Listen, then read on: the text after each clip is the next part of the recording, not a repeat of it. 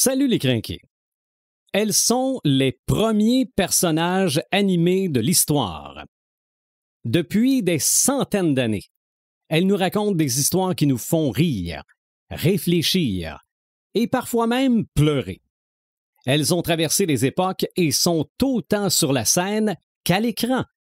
Elles sont un hommage à la créativité humaine, du tissu, du bois, de grands yeux et beaucoup d'imagination. C'est l'épisode 182 et nous parlons des marionnettes. Marc de Paperman Gagnon, Joël Imaginatrix Rivard, Éric Red de Gamer Bourgoin et Sylvain The Animator Bureau. C'est le podcast des crinqués.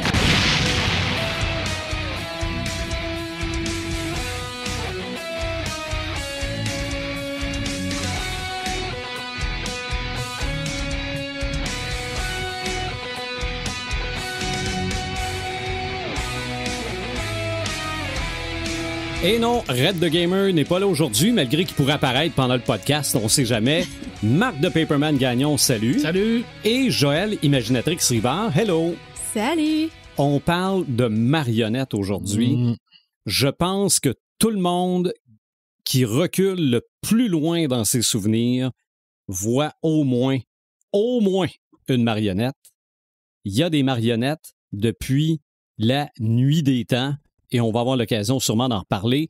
Merci d'écouter le podcast des Crinqués. Pour ceux qui, peut-être, nous découvrent pour la première fois, on prend un thème de la culture pop, on essaie d'en voir toutes les ramifications, puis des fois, on se rend compte que c'est un gros iceberg, et c'est probablement la même chose pour ce qui est des marionnettes. On est sur Facebook, on a notre site Internet, on est sur les différentes plateformes, incluant YouTube en vidéo. Imaginatrix, ça te dit quoi, les marionnettes? Et tu l'as dit, on vient d'entrer dans un iceberg, puis un iceberg assez colosse. Pour essayer de démêler tout ça, ce par quoi j'ai commencé, c'est évidemment d'aller chercher la définition de ce que c'est une marionnette. Ça va nous enligner un petit peu parce que je sais que tu avais des questionnements sur certaines choses. Est-ce que c'est une marionnette ou pas? Alors, une marionnette, par définition, c'est une figurine qui va être actionnée par un humain. Ça, c'est la définition la plus simple de tous les sens. Ils vont être animés soit avec la main, ça peut être par des fils, avec des baguettes, ça peut même être avec une assistance mécanique télécommandée, ces trucs-là. Il y a vraiment... c'est un truc qui est extrêmement créatif, les marionnettes. Ça fait vraiment... Mais c'est très large aussi. C'est très large. Ça fait beaucoup travailler la créativité des gens qui travaillent dans ce domaine-là. Fait que à peu près tous les moyens d'action sont possibles, d'animation sont possibles de ces objets inanimés-là. À la base, c'est des objets inanimés. Puis, la personne qui va les actionner, elle peut être en compagnie de la marionnette. On pense au ventriloque. Elle peut être à côté, sur scène, avec la marionnette.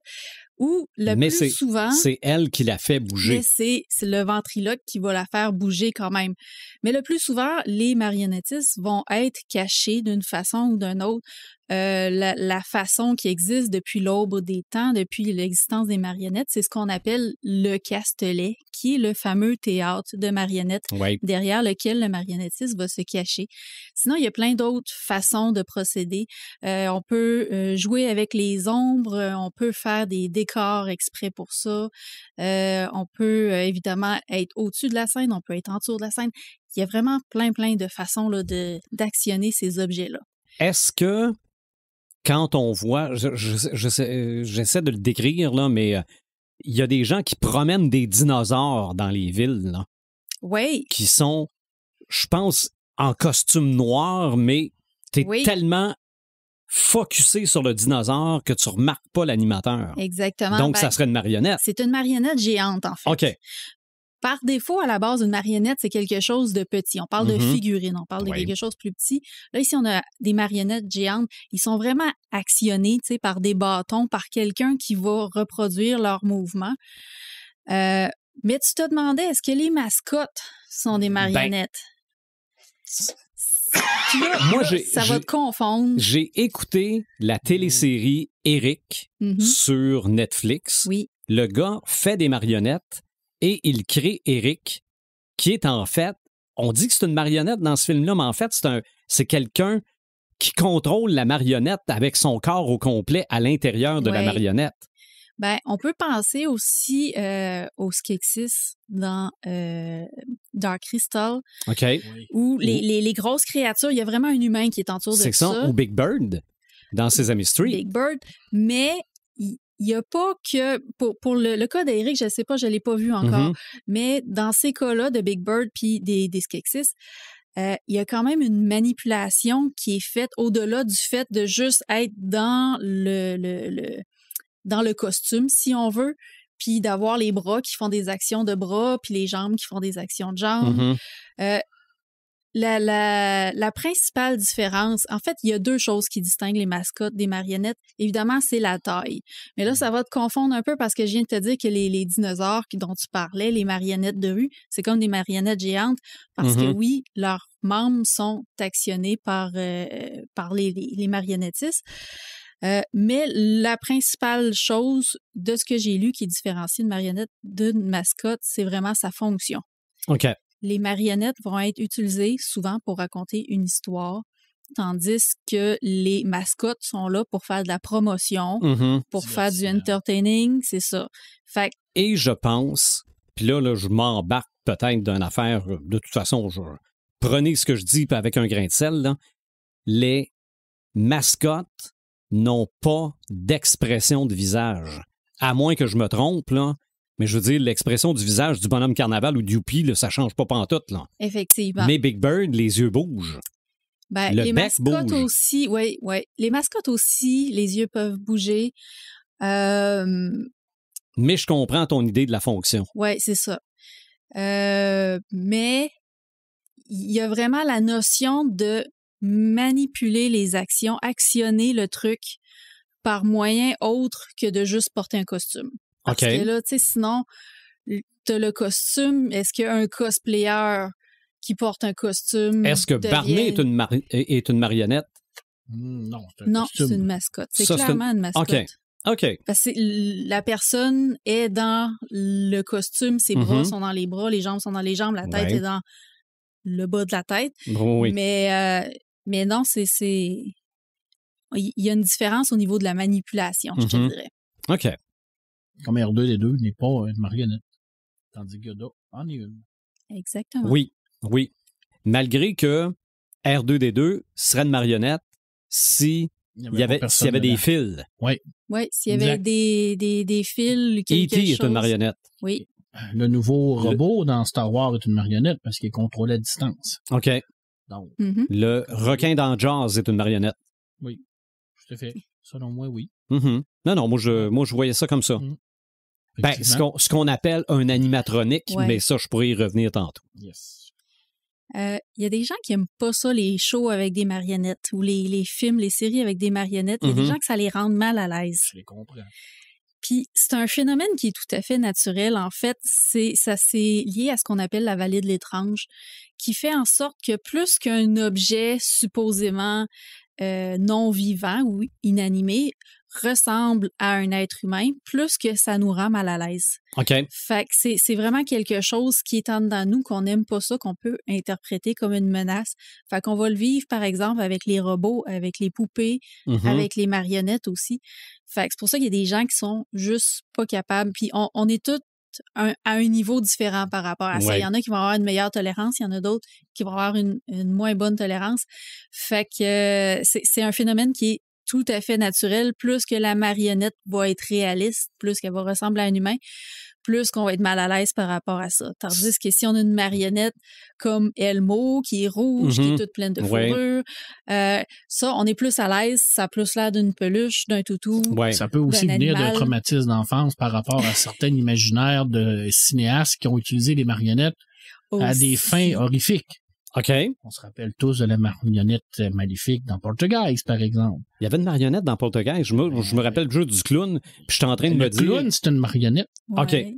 C'était une marionnette? Oui. Okay, c'était pas juste une figurine marionnette là, qui pouvait bouger. Là, puis... Parce que là, je suis en train de me dire, si un jour je fais un film, dedans, il y a des clowns et des marionnettes. Si tu pourrais avoir une marionnette clown, comme dans Poltergeist, tu aurais les deux.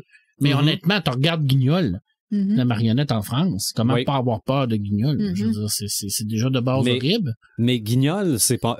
Est-ce qu'on peut considérer ça comme étant la base? Ben, c'est un classique. C'est un classique, ouais. Avec Pinocchio, là, c'est probablement dans les marionnettes les plus connues, là.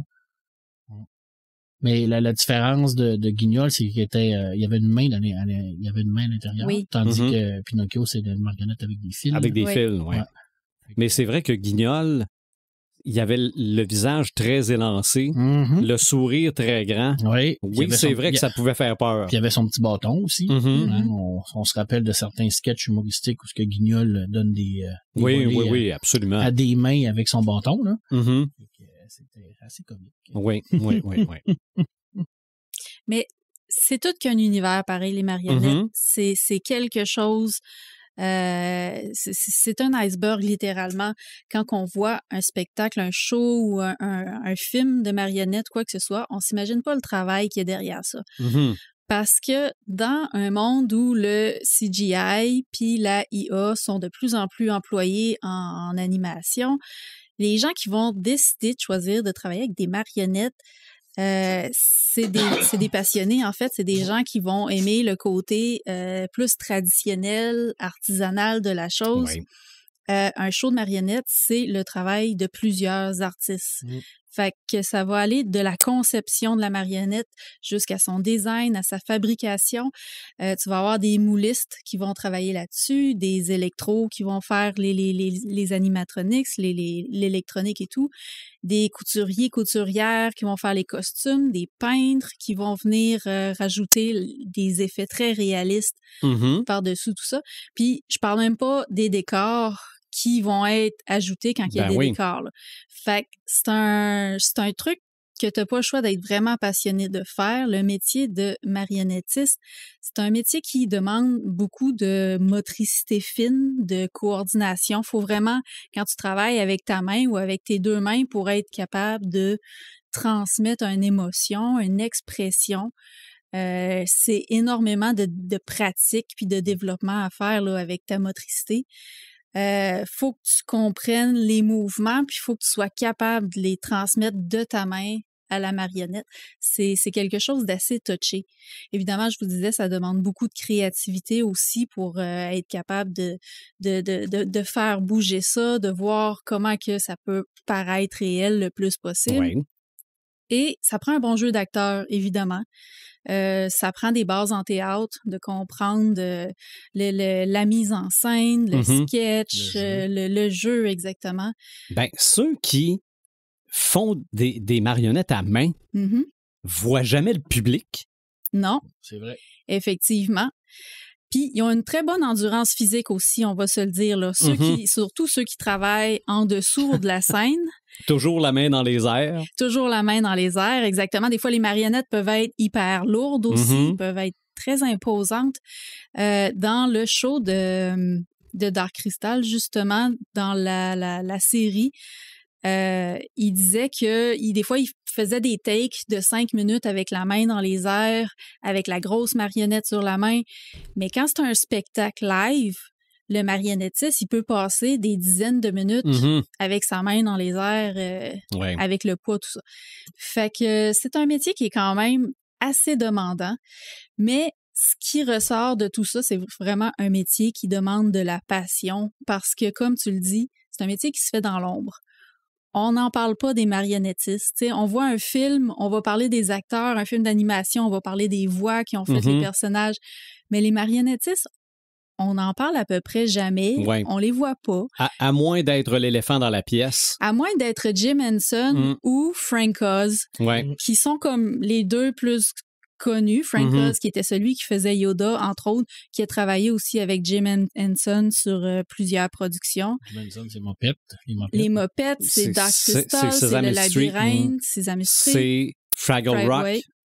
Fait que eux, ils ont vraiment fait leur place dans le domaine, mais ils ont aussi été réalisateurs, ils ont travaillé sur plusieurs sphères dans ce domaine-là. Mais comment qu'on devient marionnettiste? est-ce que ça s'apprend? Est-ce qu'on peut aller à l'école pour ça? C'est un art de la scène. Sûrement des cours qui se donnent. Effectivement. Juste à Montréal, il y a l'École de théâtre du Canada, l'UQAM, puis le Collège Marie-Victorin qui vont donner des programmes en marionnetterie. Fait que tu peux faire un deck, tu peux faire une maîtrise, tu peux évoluer là-dedans. Mais oui, ça se donne quand même pas mal partout où il y a des écoles de théâtre, en fait, où est-ce qu'il y a des concentrations théâtre. Fait que c'est quand même le fun de voir. Puis quand j'ai écouté le documentaire, justement, le making-of de Dark Crystal, Age of Resistance. Il y a un documentaire sur ça. Tu l'as pas vu? Mais c'est-tu sur le film ou la série? Sur la série. OK. Parce que moi, le film, là, je l'ai vu au cinéma, puis je l'ai jamais revu. Ah ouais? Puis pourtant, là, je veux dire, l'occasion de le revoir, mais je l'ai vu au cinéma. Je me rappelle d'avoir eu peur à un moment donné. Ben, il faisait quand même des films effrayants. Oui, là. mais moi, c'était pour une niaiserie. Je pense qu'il se penche, puis il y a un petit chien caché dans un buisson. Là. OK? C'est ce bout-là que je me rappelle. Puis Dark Crystal, c'est de la dark fantasy. C'est vraiment de la fantasy horrifique. Mais sur le documentaire, sur la série, on en voit plusieurs de ces marionnettistes-là. Ils sont vraiment une équipe de fous. Je ne sais pas combien ils étaient pour faire la série. Je sais que pour faire le film, je crois qu'il était une 50aine. La série, on a plus que le double de contenu qu'il y avait dans le film. Il y avait le double de plateaux, de décors qu'ils ont fait pour réaliser ça. Fait que j'imagine qu'au niveau des marionnettistes, il y a beaucoup plus de personnages aussi dans la série que dans le film. Fait que j'imagine pas la quantité de gens qui ont servi à actionner, animer toutes ces marionnettes-là. C'est incroyable. Puis le tout en utilisant le moins de numérique possible, le moins de CGI. Ils en ont quand même utilisé un peu. Pour faire des filtres et tout, des fois les effacer, les marionnettistes, ces affaires-là. Mais un truc colossal. Est-ce que vous avez déjà utilisé des marionnettes pour passer un message à un enfant? Moi, j'ai pas d'enfant. Non, ben je sais pas, ça aurait pu être une petite nièce ou peu importe. Non, moi, j'ai déjà utilisé des marionnettes pour avoir du fun. Mes enfants, aussi, passer des messages, non. OK. Genre une marionnette de dinosaure, puis... Bah! Non. Non? Ah, j'ai déjà fait ça. Moi, j'ai sûrement fait ça. Mais les marionnettes, ce qui est fascinant, c'est de voir comment ça captive l'intérêt des gens. Oui. Nous, quand on était jeunes, à la maternelle, moi, mon truc préféré, c'était vraiment le théâtre de marionnettes. Puis, récemment, chez ma mère, chez mes parents, il y a un théâtre de marionnettes pour mes petites nièces qui sont encore jeunes. Puis l'autre jour, j'ai une amie qui est venue, son garçon, secondaire 1, à peu près 12 ans peut-être, arrive, voit le théâtre de marionnettes, puis aussitôt le réflexe, c'est d'aller faire un spectacle de marionnettes. Ben oui. Fait qu'on vieillit avec ça, puis on le perd un peu, mais ça reste que c'est une façon de faire un jeu de rôle un peu, si on veut, mais sans être l'acteur nécessairement. Il y a pas la peur du ridicule et puis là. Exactement. Peut-être parce que t'es caché et qu'on ne voit pas. Ben c'est sûr. C'est sûr. La marionnette devient un masque. Exact. Mais non, j'ai déjà organisé un concours de marionnettes au primaire, moi. Oh! Non, c'est sur l'heure du dîner, on arrivait avec notre chapiteau, notre théâtre dans la cafétéria. Ben, en fait, c'est le gymnase, c'était bon. Non, c'était... Peu importe l'histoire, les enfants trouvaient ça très drôle. Une marionnette à doigts. Hey, oui. N'importe quoi peut faire une marionnette avec des enfants. Ben oui, absolument. Pour eux autres, là, c'est une façon de faire aller leur imaginaire. Oui. Un autre éléphant dans la pièce étant un roman italien qui est Pinocchio. Oui, mais je voulais pas t'en parler en partant. OK. Parce que moi, je voulais comme faire dévier le débat. Ah ben, fais dévier le débat. Je voulais vraiment comme aller du côté de la marionnette, mais à travers le temps. Comment elle a évolué, la marionnette, par rapport à nous, par rapport à notre littérature. Oui, je te pourrais te parler de Pinocchio. Je vais t'en parler tout à l'heure, mais moi, ce qui m'intéressait plus, c'était comment la marionnette est devenue technologique. Oui. comment on a pris ce concept de marionnette-là puis qu'on l'a adapté dans notre littérature, dans notre culture pop, puis dans notre culture geek. Je veux dire, on est dépassé le stade des marionnettes avec des petits fils, tout ça, là. Oui, on en a encore. Je pense au Pantin, par exemple, dans le film de peur, là, ou comme ça, la série là, de livres, là. Chair de poule. Chair de poule, il y avait le fameux Pantin diabolique là, qui était à l'intérieur de ça. Mais moi, quand je parle de marionnettes, quand je pense à marionnettes, le premier antagoniste qui me vient dans la culture pop, c'est le Puppet Master dans Ghost in the Shell. Mm-hmm. Parce que là, on a dépassé le concept de la marionnette traditionnelle, mais on garde la même philosophie. C'est qu'on a quelqu'un qui va utiliser les gens et les faire bouger à sa guise, à sa façon de faire. Et c'est là que... La manipulation. Exactement. Parce que ça, c'est aussi la marionnette au sens figuré. Exactement. Tout à fait. On peut être la marionnette de quelqu'un. Je pense que sans être un objet inanimé, on est contrôlé. On peut être contrôlé facilement. D'ailleurs, il y a eu beaucoup de super-héros dans Marvel qui ont ce pouvoir-là, le pouvoir de contrôle. Le Paul Pullman, par exemple, qui est capable de te faire faire ce que tu veux. Il y a le marionnettiste aussi, qui est un super vilain. Oui, et celui-là est pas le père d'Alicia. Là, ça va beaucoup trop loin dans ma mémoire. Me semble qu'Alicia Masters, qui est la blonde de Ben Grimm, c'est la fille du Puppet Master. Du Puppet Master. Ouais. Puppet Master qui faisait des marionnettes avec de l'argile radioactive. C'est ça. Parce qu'elle aussi faisait des sculptures, même si elle était aveugle. Puis il était capable de contrôler ses marionnettes parce que c'était de l'argile radioactive. Tout ce qui était radioactif, tu pouvais faire n'importe quoi avec. La radioactivité, c'est comme un act of God. Oui, c'était la radioactivité puis le pouvoir cosmique. Exactement. Ça faisait ce que tu voulais. Pourquoi ça fait ça? C'est radioactif. C'est ça. C'est exactement ça. Ou des ajustements précis. Ça, des fois, les scientifiques, là, ils faisaient des ajustements précis. Ouais. Ils faisaient n'importe quoi. Les transistors. Aussi. Mais bref, la marionnette, je veux dire, elle a dépassé le stade du simple objet inanimé pour être insérée dans cette façon de penser-là technologique par rapport à je te fais faire ce que je veux. Dans le fond, le Puppet Master, dans Ghost in the Shell, c'est tout simplement un programme d'intelligence artificielle qui a été créé indépendamment de son programme d'origine pour pouvoir prendre le contrôle de plusieurs choses. Bon, ils ont perdu même le contrôle de leur marionnette, parce qu'à l'origine, le Puppet Master, c'était une marionnette. C'était une marionnette qui était créée pour la section 6, qui voulait garder ça pour eux autres, pour pouvoir aller chercher. Ils voulaient l'utiliser pour ça. Mais ils ont perdu leur contrôle même de la marionnette. On est dans la même histoire de Pinocchio, là. Tu sais, je veux dire, on fait des... Tu sais, je t'en parle pas de Pinocchio, mais je t'en parle en même temps, là. Parce qu'on a une marionnette qui veut devenir, qui veut s'émanciper, il veut devenir un petit garçon, il part, il devient indépendant de son marionnettiste, qui est Geppetto, et on s'en va dans une quête héroïque. C'est ça, parce que quand il part tout seul, il est encore une marionnette. Il est encore une marionnette. Mais on est dans le même concept, là. Je veux dire, Shiro qui a créé le Puppet Master, là, il a pas pris ça nulle part, là. Il a pris ça là. Mais il a adapté ça par rapport à cette technologie qu'il avait, ou son idée de la technologie. Puis aujourd'hui, ben Joël nous l'a dit tantôt, on est directement relié là-dedans maintenant avec les intelligences artificielles qui sont devenues pratiquement des marionnettes électroniques, des marionnettes qui ne sont pas inanimées, qui ne sont pas vivants, parce qu'on les voit pas. Mais ils sont quand même là. Je veux dire, ils sont quand même présents.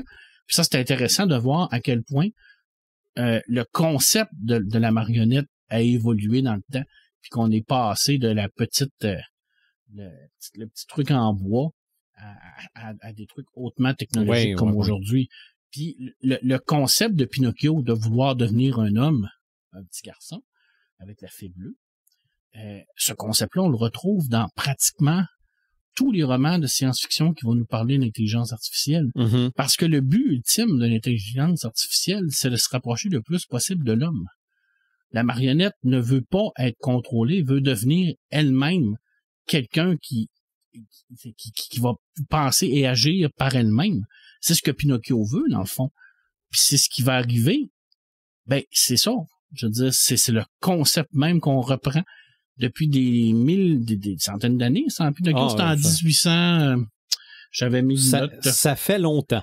J'avais mis une note dans ma tête. Je vais le retrouver. 1881, je dirais.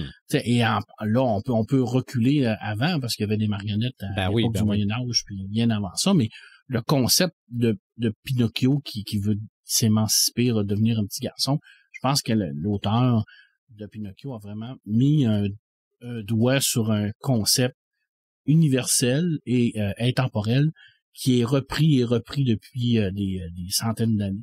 Oui. On le retrouve aujourd'hui. Alors oui, Pinocchio, c'est un grand roman. Un roman italien de Carlo Collodi. Je connaissais même pas le nom de l'auteur. Je pense qu'il n'y a pas grand monde qui connaît le nom de l'auteur. Souvent, on pense que c'est Geppetto qui l'a écrit. Ben oui, pourquoi souvent, pas. On va dire c'est les marionnettes, c'est Pinocchio. Ah oui, Geppetto. Non, Geppetto, c'est lui qui l'a créé. C'est ça. C'est pas lui qui l'a écrit. Mais Geppetto aurait pu avoir écrit le roman comme le pilote a écrit Le Petit Prince. Tout à fait. Oui, je suis d'accord avec toi. Effectivement. Mais non, c'était pas Geppetto, finalement. Non, Geppetto, c'est simplement le créateur, le marionnettiste. Mais juste en adaptation de Pinocchio, je sais pas comment. Je pense qu'on pourrait faire un podcast au complet. Moi, des centaines. Le plus loin que je me rappelle, oui, je connaissais le Pinocchio Disney parce que il est plus vieux que moi, là. Mais il y avait une série télé où la fée était Gina Lollobrigida. Ah, ça, là, je trouvais ça beau. Ben, de toute façon, elle, je la trouvais belle en partant, là. Mais j'avais, mon Dieu, je devais avoir 10 ans dans ce temps-là. Ben là, Gina, à 10 ans, ça réveille certaines hormones qui commencent à grandir. Ouais, 10 ans, peut-être moins, là. Mais non, c'était une belle série. Et de toute façon, après ça, là, je pense qu'ils viennent d'en sortir un nouveau Pinocchio. Là. Oui, tu as eu l'adaptation live action du dessin animé de Disney. Que j'ai pas vu. Mais, attends un peu, c'est-tu... Mais il y en a eu deux, je pense. Il y a eu celle-là de Guillermo del Toro. Ouais, c'est ça. Guillermo del Toro, il y en a pas eu un autre de lui qui a fait La Vita e Bella. Oui, ça, c'est il y a plusieurs années, par exemple. Il jouait lui-même Pinocchio. Je me souviens bien. Je comprends comment il s'appelle, lui. Mon Dieu, je le vois dans ma tête. Ouais, là. La vie est belle. Puis je le vois passer par-dessus les bancs aux Oscars. Les bancs aux Oscars parce qu'il avait gagné. Ouais, on va le chercher, mais on le trouvera pas, mais c'est pas grave. Mais non, des adaptations de Pinocchio, il y en a tant que tu veux, là.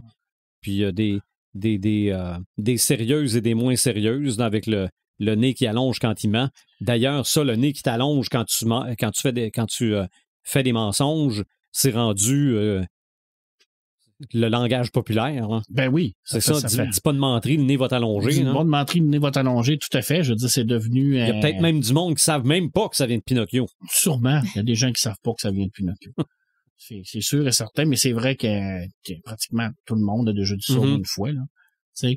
Et puis oui, l'industrie adulte sont tellement doués pour refaire n'importe quoi que c'était facile pour eux d'avoir un nez qui allonge. Là. Oui. On rentrera pas là-dedans. Là, mais ça fait quand même partie des adaptations de Pinocchio. Là. Mais bref, ils ont beaucoup d'imagination, eux autres aussi.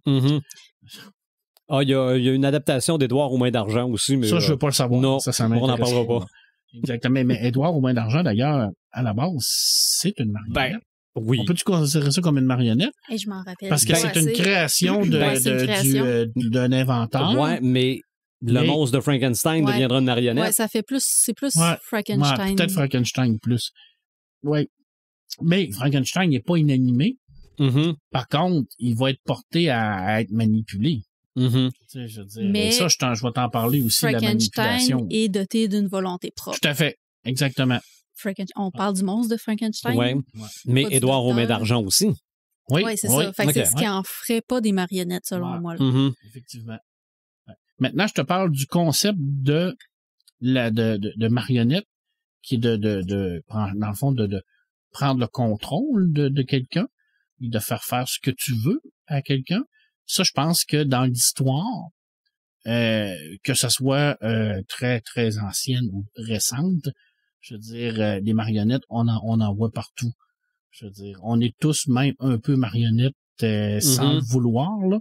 Mais je veux dire, au niveau du pouvoir, au niveau de la politique, Au niveau des rois, si vous écoutez par exemple Game of Thrones ou House of the Dragon, ben vous avez le concept du marionnettisme dans tout ce qui a rapport au trône de fer, par exemple.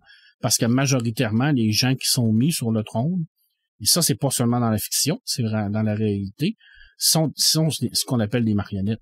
C'est des gens qui sont mis là parce que ils ont soit une ascendance ou une descendance ou tu sens qu'ils font en sorte qu'ils peuvent être là, mais rarement c'est eux qui vont diriger. C'est les gens en arrière de lui qui vont se servir de ces gens-là. Qui tirent les ficelles. Exactement, puis c'est l'expression, c'est ça qu'on le dit. D'ailleurs, on dit souvent, l'industrie pétrolière tire les ficelles de Donald Trump, par exemple. C'est ça. Tu sais, je veux dire, là, j'ai pris lui, mais j'aurais pu prendre n'importe qui d'autre, là, j'aurais pu prendre n'importe quel dirigeant, parce que je pense que quand t'as un poste de pouvoir, t'as tellement de gens autour de toi qui demandent que veux pas un moment donné, à qui tu dois des comptes, que les ficelles sont un peu partout, puis que oui, tu peux te faire tirer les ficelles, puis faire en sorte de pas faire ce que tu veux, puis d'être un peu une marionnette pour certaines personnes. Ça, on le voit beaucoup dans tous les romans historiques au niveau, je pense, au Tudor, les romans au niveau de la royauté, tant britannique ou tant française, la série The Crown, par exemple, où ce n'est que des jeux de coulisses pour mettre quelqu'un que tu vas pouvoir manipuler. Parce que être une marionnette, c'est ça, dans le fond. C'est que tu te fais manipuler par quelqu'un. Ouais. Sauf qu'on dépasse le concept de l'objet inanimé. Ouais. Je pense que ça fait encore plus peur. Ce concept-là de manipulation vivante, par exemple, que manipulation inanimée. Ça, c'est très, très, très représentatif de l'homme, ça. Je pense qu'on le voit très bien, là. Fait que ça me fait un peu peur. Il y a beaucoup de romans qui vont en parler de tout ça, mais il y a peu de romans ou il y a peu de BD qui vont vraiment fixer leur personnage principal sur une marionnette, par exemple. Ouais. Il n'y a pas un vilain dans Batman qui est ventriloque. Oui, sûrement. Puis je me demande même si c'est pas... je me rappelle pas du nom du vilain, là. Mais en fait, il se considère contrôlé par sa marionnette. Ça, c'est non, ça me dit rien. Parce qu'ils sont tous fous dans Batman. Oui, mais sûrement, moi, ça me fait penser quand tu me dis ça me fait penser à Batman Lego, où au début, ils nomment tous les vilains, là, puis qu'il y en a à peu près 12 000. C'est ça. Il a vraiment été vilain, là. Oui, l'homme condiment. Fait ils ont tellement fait de vilains, mais oui. En fait, on pourrait même reprendre ce concept-là à Batman. Je veux dire, est-ce que Bruce Wayne est la marionnette de Batman? Ou le contraire, je sais pas. Tu sais, je veux dire, ce concept-là de dire je suis repris par le ventriloque, que c'est la marionnette qui me contrôle. C'est ça. C'est comme si la marionnette disait au ventriloque, là, faut tuer quelqu'un, là. Fait que dans le fond, je veux dire, c'est on inverse les rôles, là. C'est plus le marionnettiste qui a le contrôle de la marionnette, mais c'est la marionnette qui a le contrôle. Mais en même temps, c'est peut-être une projection de la folie du marionnettiste qui veut se dédouaner de son crime par rapport à ça, là. C'est ça. C'est facile. C'est pas de ma faute, c'est ma marionnette. Ouais, c'est pas de ma faute, c'est Jésus qui m'a dit de tuer du monde. Aussi, c'est ça, oui. On peut être toute une marionnette de quelqu'un quand on veut pas se faire passer sa chaise électrique. Je veux dire, ou 50 ans en prison, là, moi je peux dire que c'est mon chien aussi là, qui m'a. Oui, absolument. Tu regardé avec des gros yeux. Tu m'as regardé avec des gros yeux rouges, puis ou bien c'est le diable qui m'a réveillé avec un cadran dans Amityville, là, je veux dire, les marionnettes, là, on en a vu des vertes puis des pas mûres, là, je veux dire. D'ailleurs, la possession, c'est une sorte de marionnettisme. Oui. Je sais pas. Oui. Je deviens la marionnette du démon. Je me pose je dis, quand je pensais à ça, je me disais. Évidemment, si la possession existe. Évidemment, mais tu sais, quand je réfléchissais à ça, je me disais tout ça. Tu sais, je veux dire, si tu te fais posséder par un démon, tu deviens la marionnette de ce démon-là. Ça fait-tu vraiment partie du concept de ce que je veux parler à soir? Pourquoi pas? Je vais lancer ça dans le lac. Puis on verra, on va en discuter. Mais oui, est-ce que ça peut-tu être? Mais on dépasse le concept de l'objet inanimé. Ça, je suis d'accord avec Joël tout à l'heure, parce que le concept de base, c'est un objet inanimé. Mais là, on pousse loin. Il y a le côté figuré aussi qui est pas à négliger. On est loin, là. Si on parle de possession dans l'exorcisme, mais Reagan serait une marionnette de Satan. Ah oui, absolument. On ne voit pas les fils. Non. Mais quand elle spring sur le matelas, c'est comme si le démon la prenait dans sa main. Puis c'est ça, ou tirait sur les fils. Ouais, exactement. Mais un flash qui vient de me venir en tête, c'est l'album Number of the Beast d'Iron Maiden. La pochette, c'est la mascotte d'Iron Maiden qui tient le diable par des fils. Exact, c'est vrai, je me souviens de ça. D'ailleurs, Metallica a fait une chanson sur Master of Puppets. Oui, aussi, Je veux dire, c'est dans la culture pop, mais c'est dans la culture musicale aussi. Si on reste dans la musique aussi, plus près de chez nous, au Québec, on a un groupe qui s'appelle Marionnette X, un groupe de la région de Lillette qui fait du métal très entraînant. Parle beaucoup justement de la société, de la manipulation, ces trucs-là dans ses chansons. Un groupe très intéressant à découvrir. Ça, je connais pas ça. Donc, qui a choisi son nom en fonction de son propos. En français? Ils chantent en français? Oui, ils chantent en français. Je crois qu'ils ont quelques tunes en anglais, je suis pas certaine, mais celles que je me souviens sont toutes en français. Ça m'intéresse énormément. Marionnette X, va voir ça, là. C'est très, très intéressant. Des très bonnes paroles, bien recherchées, très entraînantes. Engagé, moi j'aime ça, moi. Engagé? Oui, quand même, mais pas du loco-locasse ou des trucs de très, très politiques, là. Il y a un message derrière, qu'est-ce qu'il dit, mais pas nécessairement politique, là. Moins que les cowboys, par exemple. Qui sont extrêmement engagés. C'est ça. Qui parlent aussi de manipulation. Il y a beaucoup de leurs chansons qui parlent de manipulation. Hein. Je veux dire, c'est assez évident. Donc, je me disais, la possession, c'est une forme de marionnette. Je pense qu'on est d'accord. Oui, je posais la question. Quand on dit qu'on est la marionnette de quelqu'un, on est clairement manipulé. Ça, tu sais, je veux dire, la manipulation mentale, je veux dire, est-ce que quand Obi-Wan Kenobi, par exemple, regarde un Stormtrooper et dit « Ce ne sont pas ces droïdes que vous recherchez », c'est une forme de marionnettisme? Parce qu'il peut leur faire faire ce qu'il veut. Il peut leur faire faire ce qu'il veut? Oui. Mais là, je vais poser la question, tant qu'à dire que t'es là-dedans. Là. Ben go, vas-y, on est là. Est-ce que Darth Vader est la marionnette de l'empereur? Ben, clairement. Définitivement. Au sens figuré du terme, là, c'est clairement je pense que, un bon exemple. Encore pire que ça, moi, je pense que Darth Vader, c'est la marionnette de la Force. OK. Je pense que tout ce concept-là puis on l'a vu un peu avec Acolyte, qui a quand même répondu à certaines questions par rapport à la création de la vie. Parce que on a vu qu'il y avait certaines sorcières qui avaient le pouvoir de créer la vie, mais la façon où Skywalker a été créé, on comprend que c'est la Force elle-même qui l'a créé. Donc on est dans le concept de je vais moi-même créer mon élu pour essayer de manipuler tout ce concept-là. Est-ce que, dans le fond, toute la conception de la divinité est un grand marionnettisme? Je veux dire, Dieu, dans la religion catholique, qui bâtit la terre, les humains et tout ça, est-ce qu'on est des marionnettes de ce grand tout-là? OK. Dans Tolkien... Mais, en même temps, il nous a laissé le libre arbitre. C'est vrai. Mais on l'a-tu vraiment, le libre arbitre? Je veux dire, il nous aurait laissé le libre arbitre, mais il a mis des gens sur la terre pour nous contrôler. Pour nous dire, tu ne tueras pas, tu ne boiras pas, tu ne tromperas pas ci puis ça. Fait qu'on le tue réellement, le libre arbitre. Je veux dire, en même temps, est-ce que c'est réellement... En tout cas, question philosophique que je me pose. Mais chez Tolkien, on a le même questionnement parce que c'est beaucoup basé sur ses propres croyances à lui.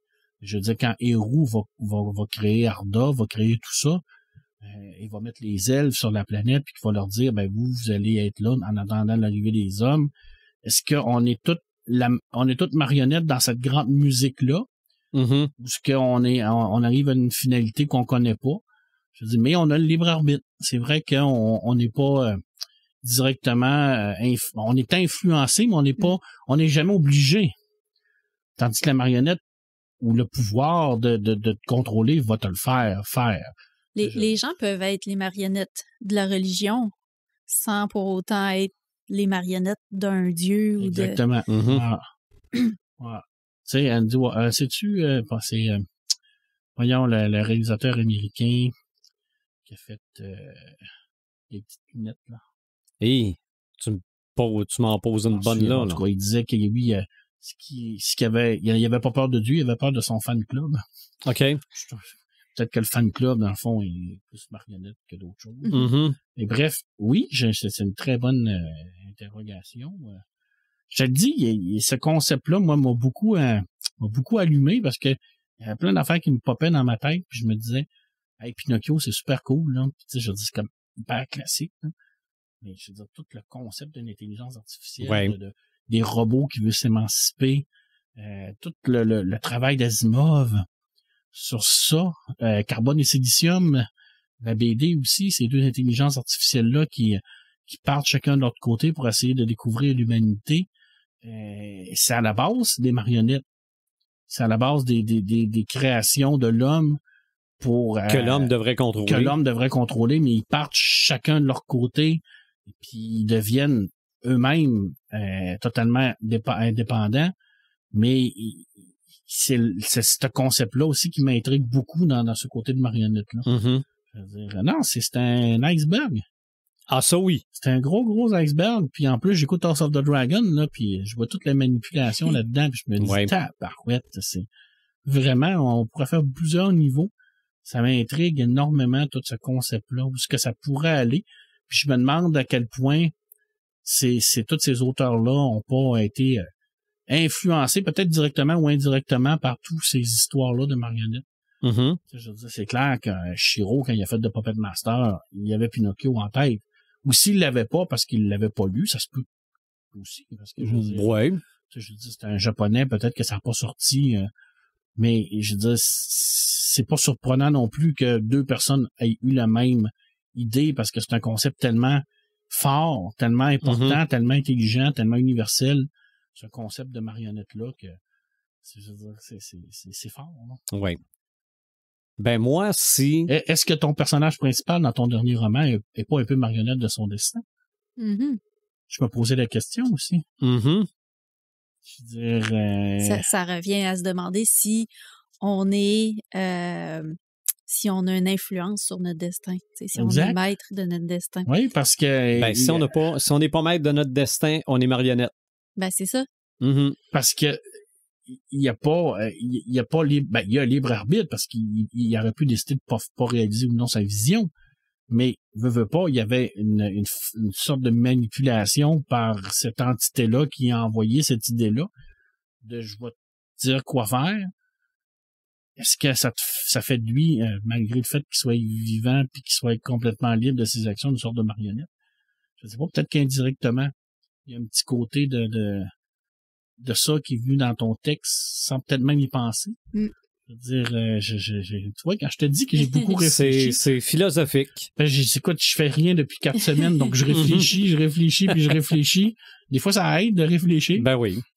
Alors, je me posais beaucoup ces questions-là, mais c'est un beau sujet. Mm-hmm. Puis, bon, bien entendu, on lit Pinocchio, hein, je veux dire, c'est un vieux texte, mais c'est un texte qui est encore très, très intéressant. Ben oui. C'est surtout que c'est classique, donc ça se retrouve dans n'importe quelle bibliothèque, n'importe quelle librairie. Avec probablement des dizaines d'adaptations en BD, en dessin animé, en live action. Exactement. Probablement qu'il y a il doit y avoir un compte interdit de Pinocchio. Oui, absolument. Je pense même qu'ils ont déjà fait le spin-off, l'autre histoire dans le même univers. Là. OK. Ah, tu vois. Bon. Oui, parce que les contes interdits font vraiment tous les grands classiques de la littérature. Là. C'est intéressant, ce concept-là, de prendre un classique et de l'amener côté horrifique. Mm. Moi, j'ai sorti la liste. Je t'ai pas parlé de Lovecraft. Oh, parle-moi de Lovecraft. Honnêtement, parce qu'on a parlé de Tolkien, mais je me disais, tu sais, Lovecraft, est-ce qu'il y a une question de manipulation? Est-ce qu'il y a une question de marionnette là-dedans? J'arrivais pas à trouver quelque chose de clair. Mais les Shoggoths, ils manipulent pas? Les Shoggoths ils ont été créés par les Eldar pour pouvoir faire leurs besoins. Mais c'est comme plus des esclaves. Exactement. Mm-hmm. Mais dans Lovecraft, le personnage arrive souvent là comme attiré là. Aussi. Mais j'en suis venu à la conclusion que chez Lovecraft, ce qui manipule majoritairement les gens, c'est la connaissance. C'est qu'ils veulent exactement. Ils veulent toujours avoir ce désir de connaissance-là et de découverte. Ils revirent jamais de bord parce qu'il faut qu'ils connaissent là. Ils vont toujours plus loin parce qu'ils veulent avoir cette connaissance-là, puis ils veulent avoir la vérité. La recherche de la vérité chez Lovecraft est très important. même si cette vérité, majoritairement à 99,99% du temps, va égaler à ta mort ou ta folie. Mm-hmm. Mais il n'y a jamais, comme tu dis, un personnage qui revient de bord. Puis on se dit toujours, mais pourquoi tu fais ça? Mm-hmm. Tu sais, je veux dire, normalement, tu fais comme Cartman, là, tu sais, je veux dire, je me tire puis je m'en vais à ma maison, là. Tu sais, je veux dire, tu rencontres un shoggoth dans un corridor, là. Tu fais comme, OK, non, je m'en vais. Je me dis, je cherche pas à comprendre pourquoi, puis c'est qui, puis qu'est-ce qu'il faisait là, puis qui l'a amené là, puis non, je retourne pas ces lieux pour essayer de découvrir un signe quelconque. Je sacre mon camp. Je déménage. Si on dit que les cas de possession sont des cas de marionnettisme, est-ce que le cas de Charles Dexter Ward n'en serait pas un? Oui, tout à fait. C'est vrai parce qu'il est possédé par son grand-père. Mm-hmm. Son arrière-grand-père. Son ancêtre. Son ancêtre, effectivement. Oui. Oui, c'est vrai. J'avais pas pensé à ça. Bon. Et oui, il est possédé par son ancêtre, qui veut, dans le fond, revenir à la vie par rapport avec son corps. Mm-hmm. Fait que oui, c'est une forme de marionnettisme. Ouais. Hey, ça va loin. Hein? On a du fun. Ça va nous prendre un niveau 2. Ouais, c'est vraiment... le concept est large. Tu sais, on sort de l'art de la scène, qui est un grand art, là, d'ailleurs. Là, je veux dire, c'est extraordinaire, là, tout ce qui se fait. Je pense que le concept même figuré, comme tu dis, Joël, il est extrêmement intéressant de pouvoir l'appliquer à plusieurs domaines de la culture geek, et c'est ce qu'on fait dans le podcast. Oui. Des fois, on pose des questions philosophiques à Saint-Saëns, à Lucie, comme je dis. Mais oui. Le docteur est présent. Le docteur Lucie est présent. Ouais. Le docteur est présent. Mais je sais pas pourquoi je pense à ça, là. Oui, c'était marqué Saint-Saëns, là, mais je me demande si c'était encore marqué Saint-Saëns quand ils ont fait le film. C'était pas marqué 10 scènes? C'était peut-être marqué 10 scènes. Ouais. D'ailleurs, Charlie Brown, ça fait beaucoup manipuler par Lucie. Et par Pepperman. Plus Lucie. Ouais, Lucie, elle te le manipule d'aplomb. Avec le ballon de football. Là. Effectivement. D'ailleurs, on comprend pas encore comment ça se fait qu'il se fait pogner. Il doit comprendre à un moment donné. Non, il est naïf. Là. Il est un grand naïf. Quel beau personnage. Je parlais du labyrinthe, là. Le film le film de Charlie Brown, le Peanuts, là, je l'ai vu 2 fois au cinéma, je l'ai en DVD, je l'ai jamais regardé. Juste au cinéma. Ça touche trop. Ah, mon Dieu! Mais je chuchote un peu. Non, mais c'est correct aussi, parce que c'est une belle histoire, puis c'est une histoire qui t'a touché. Je pense qu'il y a beaucoup de gens qui ont été touchés par Charlie Brown dans sa vie. Puis moi, je le dis souvent, Charlie Brown devrait être une lecture obligatoire dans toutes les écoles secondaires, primaires et cégep. À tel point, c'est intelligent. Calvin et Hobbes, d'ailleurs, aussi. Oui, aussi. Parce qu'on est dans le développement de l'enfant, développement de l'imaginaire. D'ailleurs, Hobbes, qui est un toutou, peut être je sais pas si je dis c'est vraiment comme un toutou, mais ça devient une marionnette aussi, parce qu'il fait jouer, mais il va devenir sa propre intelligence. C'est des histoires qui ont tellement de niveaux de lecture, des niveaux d'interprétation que tu peux tout faire avec ces histoires-là. Voilà. On a parlé de possession. Évidemment, je passe assez vite sur l'Exorciste. Pas juste l'histoire même où on dit que la jeune fille est la marionnette du démon, mais mécaniquement, dans le film, la fille, quand la tête tourne, c'est clairement une marionnette. Oui, j'espère. Okay? Bon. Pour avoir vu le documentaire plusieurs fois. C'est quand même assez bien fait, honnêtement, là, pour l'époque. Là. Mais, un peu au sens figuré, quand elle lévite, c'est vraiment elle, mais elle est tenue par des fils et contrôlée par des humains. Donc, théoriquement, elle est une marionnette dans cette séquence. Exactement. Ouais. C'est ça, exactement. Aussi, question de te faire peur, clown et marionnette ensemble. Patoff et Monsieur Tranquille. Bon, ça devrait pas te faire peur longtemps, là. Mais ça, j'étais pour dire, si vous avez mon âge, mais c'est pas vrai, des émissions pour enfants avec des marionnettes, je pense qu'il y en a toujours eu. Si vous avez mon âge, c'était Bibi et Geneviève. Oui. Passe-partout. Bobino, Bobinette. Ah, Bobino, Bobinette, Passe-partout, Gérardé la Flaque, avant qu'il soit en version 3D, c'était une marionnette. Alf. Ben oui. Ben, c'est un peu ma question. Est-ce que Alf était une mascotte ou une marionnette? C'était une marionnette. Je pense qu'Alf était géré par quelqu'un. Je me trompe il y avait Je quelqu'un connais pas dedans. assez Alf. Mais si je prends la définition de Joël tantôt, il est là pour raconter une histoire. Et si je rajoute ce que j'ai dit, il y a de l'expression dans le visage. Moi, je pense que c'est une marionnette. Non, Alf, c'est clairement une marionnette. Et d'ailleurs, le petit garçon de la série, je pense qu'il est décédé la semaine passée. Ouais, effectivement. Bon, évidemment, là, il est beaucoup plus vieux, mais quand même très jeune. C'est une série forte quand même aux États-Unis. 1986 à 1990, je pense qu'on peut voir ça sur Tubi. Ça a pogné beaucoup. Mais il me semble que ça a été traduit en français aussi. Oui, aussi. Oui. Je me rappelle pas du nom de la télésérie, mais il me semble que c'était Dinosaures ou Les Dinosaures. C'était comme une famille, genre les pierres à feu, mais c'était des grosses marionnettes de dinosaures. Oui, je me souviens de ça. Et semble-t-il que la finale est déprimante, là, parce que probablement que ça finit avec l'extinction des dinosaures ou quelque chose comme ça. Là. Pas sûr, je vais me rendre là en finale. Non, je ne penserais pas moi non plus. On a parlé d'un éléphant dans la pièce qui est Jim Henson, mais moi, je veux vous parler d'un autre éléphant dans la pièce. En tout cas, pour moi, le gars s'appelle Jerry Anderson. Jerry Anderson, c'est le créateur des Sentinelles de l'air et de ce qui a précédé Fusée XL5. Capitaine Scarlett, c'est venu après. Stingray, c'était l'escadrille sous-marine. Joe 90, ça, c'était poche. Mais là, on est dans les marionnettes pures. Ça, on est dans les marionnettes à fil, mais aussi électroniquement contrôlées parce que la babine d'en bas bougeait et les yeux bougeaient. Parce qu'une marionnette à fil, tu peux pas faire bouger les yeux, là. T'avais l'impression qu'il parlait. Oui, parce qu'on avait inventé un système que quand quelqu'un parlait dans le micro, ça faisait bouger la lèvre je dis quand quelqu'un parlait dans le micro ou quand on envoyait du son dedans. Il y avait un sensor. C'est ça. Peut-être qu'il y avait...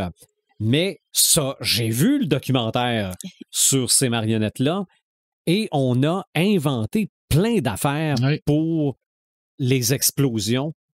Pour l'émission L'escadrille sous-marine, c'était vraiment un sous-marin.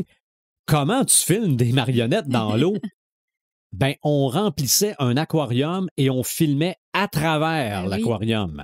Donc, il y avait des poissons dans l'aquarium qui bougeaient, puis le sous-marin qui passait en arrière de l'aquarium. Et les Japonais sont allés voir Jerry Anderson pour comprendre comment faire voler les vaisseaux et tout ça. Ça a donné Ultraman. Non, mais les Sentinelles de l'air, on a tendance à oublier parce qu'il y avait un petit côté quiche. Oui. C'est une série extrêmement importante au niveau de la science-fiction. Moi, quand j'ai revu ça, parce qu'évidemment, j'avais vu ça, j'étais très jeune, j'ai revu ça plus vieux, puis j'avais l'impression de regarder Mission Impossible. C'est culte, je veux dire. C'était avec des marionnettes, là, mais c'était clairement une émission genre Mission Impossible. Et dans le même ordre d'idée, il y a la grosse parodie de ça. Team America. Qui s'appelle Team America. Des deux tarlets qui ont créé South Park. Mais ça aussi, c'est des marionnettes à fil. C'est exactement le même principe. C'est un peu plus vulgaire. Un petit peu. Mais en même temps, ils dénoncent. South Park sont vulgaires, mais ils sont toujours dans la dénonciation, puis ils n'ont pas de parti pris. Un peu comme les Simpsons. Ils frappent sur tout ce qui bouge. Oui. Gauche, droite, républicain, démocrate. Il n'y a rien de sacré. Il n'y a rien de sacré pour eux autres. Tout est bon à dénoncer, on va dénoncer. Oh oui. Ça fait pas votre Family bonheur, Guy aussi. Changer de poste. Non, Family Guy, j'ai vu sur YouTube des Noirs regarder une vidéo compilation où Family Guy rit des Noirs. Puis ils trouvent ça drôle. Là. Ils disent comment ça qu'ils savent ça? Okay? Il y avait des affaires là, tellement nichées que juste eux autres pouvaient comprendre. Puis... Je pense qu'ils ont des bons scénaristes. Oui, probablement. Comme les Simpsons, ils ont des bons scénaristes parce que des fois, tu vas loin, mais quand c'est fait avec intelligence puis c'est fait avec respect, tu peux rire de tout. Je pense que c'est simplement de le faire avec respect. Absolument. Parce que les Simpsons, des fois, ils ont été loin. Là, tabarnache, là, tu te dis, Cardim, comment ça a fait pour passer? C'est ça. parce qu'il faisait être intelligent. Family Guy, c'est la même chose. Ah non, moi, je me rappelle, c'était une publicité à Télétoon sur les Simpsons où Lisa est à un petit bureau dans le garage.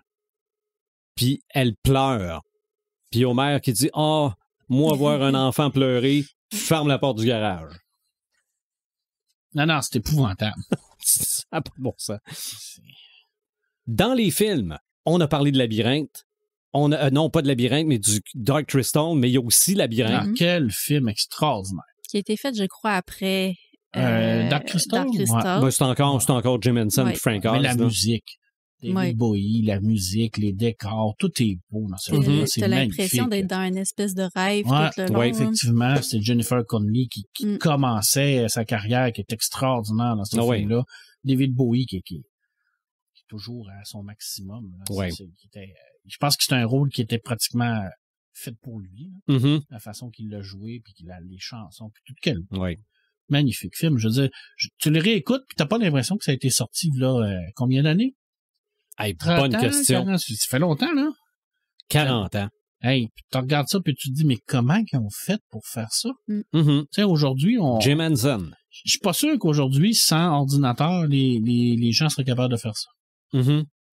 Tu t'enlèves le concept, puis tu te dis, on revient, là, vous avez à rien, à là. l'ancienne. À l'ancienne, là, je pense qu'ils sont pas capables, ils seraient pas capables de faire ça. Tu sais, ces gens-là, là, ont développé ces techniques-là, ont développé des modèles. C'est extraordinaire de faire des films intemporels comme ça. Je pense qu'un film comme ça va rester toujours bon dans 30, 40, 50 ans. Puis un film avec le CGI, je pense que dans 30, 40, 50 ans, ça va avoir très mal. L'effet est pas le même avec la CGI puis versus les marionnettes. Les marionnettes vont aller rajouter une couche de réalisme. Malgré le fait qu'on sait absolument que c'est fait en tissu puis en caoutchouc. La façon dont la lumière est projetée, les textures. C'est le mythe. C'est ça. C'est de faire rentrer quelque chose d'extraordinaire dans ta vie. Même, malgré, comme tu dis, malgré qu'on sait que c'est pas réel, mais en même temps, c'est un monde extraordinaire. C'est un monde de fantaisie. Là. Mais il y a la fameuse expression la mise sur pause de l'esprit critique, c'est-à-dire suspension of disbelief en anglais. T'as bien beau savoir que le requin dans Jaws, c'est pas un vrai requin. Mais quand t'es dedans... Il y a l'effet d'immersion qui est très important. Tu l'oublies qui est mécanique, sauf peut-être dans Jaws 2 où tu vois le mécanisme dans le fond de la bouche quand il arrive. D'ailleurs, dans le premier, on le voit pas tant que ça, Jaws. Là. Non. Parce qu'il y avait beaucoup de difficultés à faire marcher le requin. Tout ce qu'on voit du requin dans le film sont les moments où il a fonctionné. Il n'y a même pas de prise qu'on n'a pas pris, là. On a tout pris parce que les moments où il a fonctionné. Il ne marchait pas tout le temps. Presque jamais. D'où l'idée d'utiliser les barils jaunes pour montrer qu'il est là. Parce que sinon, il n'était pas là. Okay? C'était pas plus compliqué que ça. Mais justement, tant qu'à être dans ces marionnettes-là, qu'on appelle aussi des animatroniques, il y a l'effroyable chose. OK? The Thing. Mais pas partout. Mais t'as le double marionnettisme là-dedans. T'as les marionnettes créatures qui sont extraordinaires, mais t'as aussi tous les humains qui sont contaminés par la créature qui deviennent des marionnettes de cette créature-là. Parce que c'est le but pour elle, c'est de se sauver. Donc, tu deviens marionnette, t'es plus indépendant de tes actes, là. Puis t'as les créatures qui sont à la tête, là. C'est ça. Oui, ça pourrait compter comme une marionnette. Oui, parce que c'est quand même contrôlé à distance. Mais la première bébite qu'on voit dans ce film-là, c'est-à-dire le chien esquimau qui se transforme, lorsqu'ils arrivent, les êtres humains, sur place, et qu'ils voient cette bébite-là, qui a encore une tête de chien, c'est vraiment la main de quelqu'un qui fait bouger la tête du chien. Parce que j'ai vu maintes fois le documentaire. Bon, si tu as vu le documentaire, est-ce que tu peux m'expliquer comment ils ont fait pour faire la fameuse scène du défibrillateur cardiaque? Parce qu'à chaque fois, là, moi, là, je l'ai vu là, des vingtaines de fois, c'est pas plus, là. Mais à chaque fois, je fais un saut. Puis ça me terrifie. Quand il met les deux, le défibrillateur, puis que la bouche rouvre, puis qu'il met ses mains... Hey, c'est épouvantable. Comment ils ont fait ça? Ben, comment ils ont fait?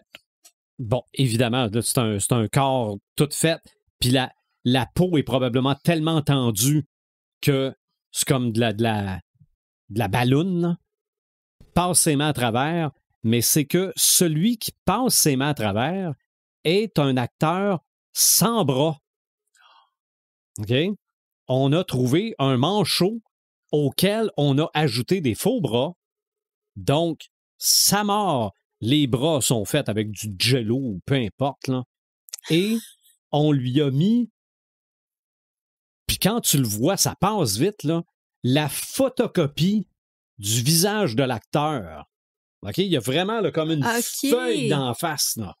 Juste le temps qui se lève les deux bras coupés dans les airs. Non, c'est complètement fou. Ah, c'est la magie du cinéma. Hein? Si je trippe aujourd'hui sur l'animation, c'est parce que je feuilletais des revues où on parlait de ce film-là et que j'ai réussi à le voir en cassette VHS. Puis là, je vous raconte ça vite, là, c'est vraiment d'une autre époque, là. Je faisais une demi-heure d'autobus pour me rendre au centre-ville à Sherbrooke. Je marchais une autre demi-heure, puis il fallait monter à la côte pour aller dans un magasin d'électronique où on louait des cassettes. Puis dans ce temps-là, là, c'était avant les clubs vidéo, quand il y en avait 20 films, là, ils étaient équipés, là. Mais il y avait The Thing, ça m'avait coûté 10$. Je redescends la côte pendant une demi-heure, je reprends l'autobus pendant une demi-heure pour retourner chez nous. J'ai chargé 1$ à chacun de mes chums pour voir ce film-là. T'es rentré dans ton argent? Oui, mais ben, peut-être pas pour le temps. J'ai pas été payé cher pour le temps. Mais non, ce film-là est la raison pour laquelle je trippe sur les effets spéciaux. Puis encore aujourd'hui, je pense que ça tient la route. Ah oui, clairement. Ce film-là, là, justement, puis ils en ont fait une espèce de suite en CGI. Ah ouais, mais ça, c'est comme le préquel, là. Moi, non, ça n'a pas en tout le même effet, là. C'est les Norvégiens qui étaient oui, là. Oui. Non, ça va. Mais dans les films d'horreur, bon, j'ai pas fait la liste là, de tout ce qui peut être marionnettes dans les films d'horreur, là, mais les Gremlins, bon, c'est peut-être pas un film d'horreur, mais Gremlins, c'est des marionnettes. Moi, j'en ai un. Malheureusement, il n'est pas disponible, mais je vous en parle parce que si jamais vous pouvez mettre la main là-dessus, écoutez ça, ça vaut vraiment la peine. Allez voir la bande-annonce, sinon ça va vous donner une idée un peu. Ça s'appelle Franken-Z. Je vous en avais déjà parlé quand je l'avais écouté. C'est sorti en 2020, me semble, pendant la pandémie. Je l'avais vu à Fantasia, qui était disponible en ligne cette année-là. Et en gros, là, c'est l'histoire d'un Frankenstein puis d'un zombie qui habitent ensemble, en fait, qui s'entraident l'un et l'autre. Fait que t'as Frankenstein... qui restent ensemble. Dans un vieux château sur une montagne, là, le gros cliché. Puis, ils s'entraident parce que t'as le Frankenstein qui va tuer des gens pour aller chercher de la cervelle pour nourrir son ami zombie. Puis, t'as le zombie qui, lui, est là pour activer le mécanisme qui va recharger Frankenstein en électricité.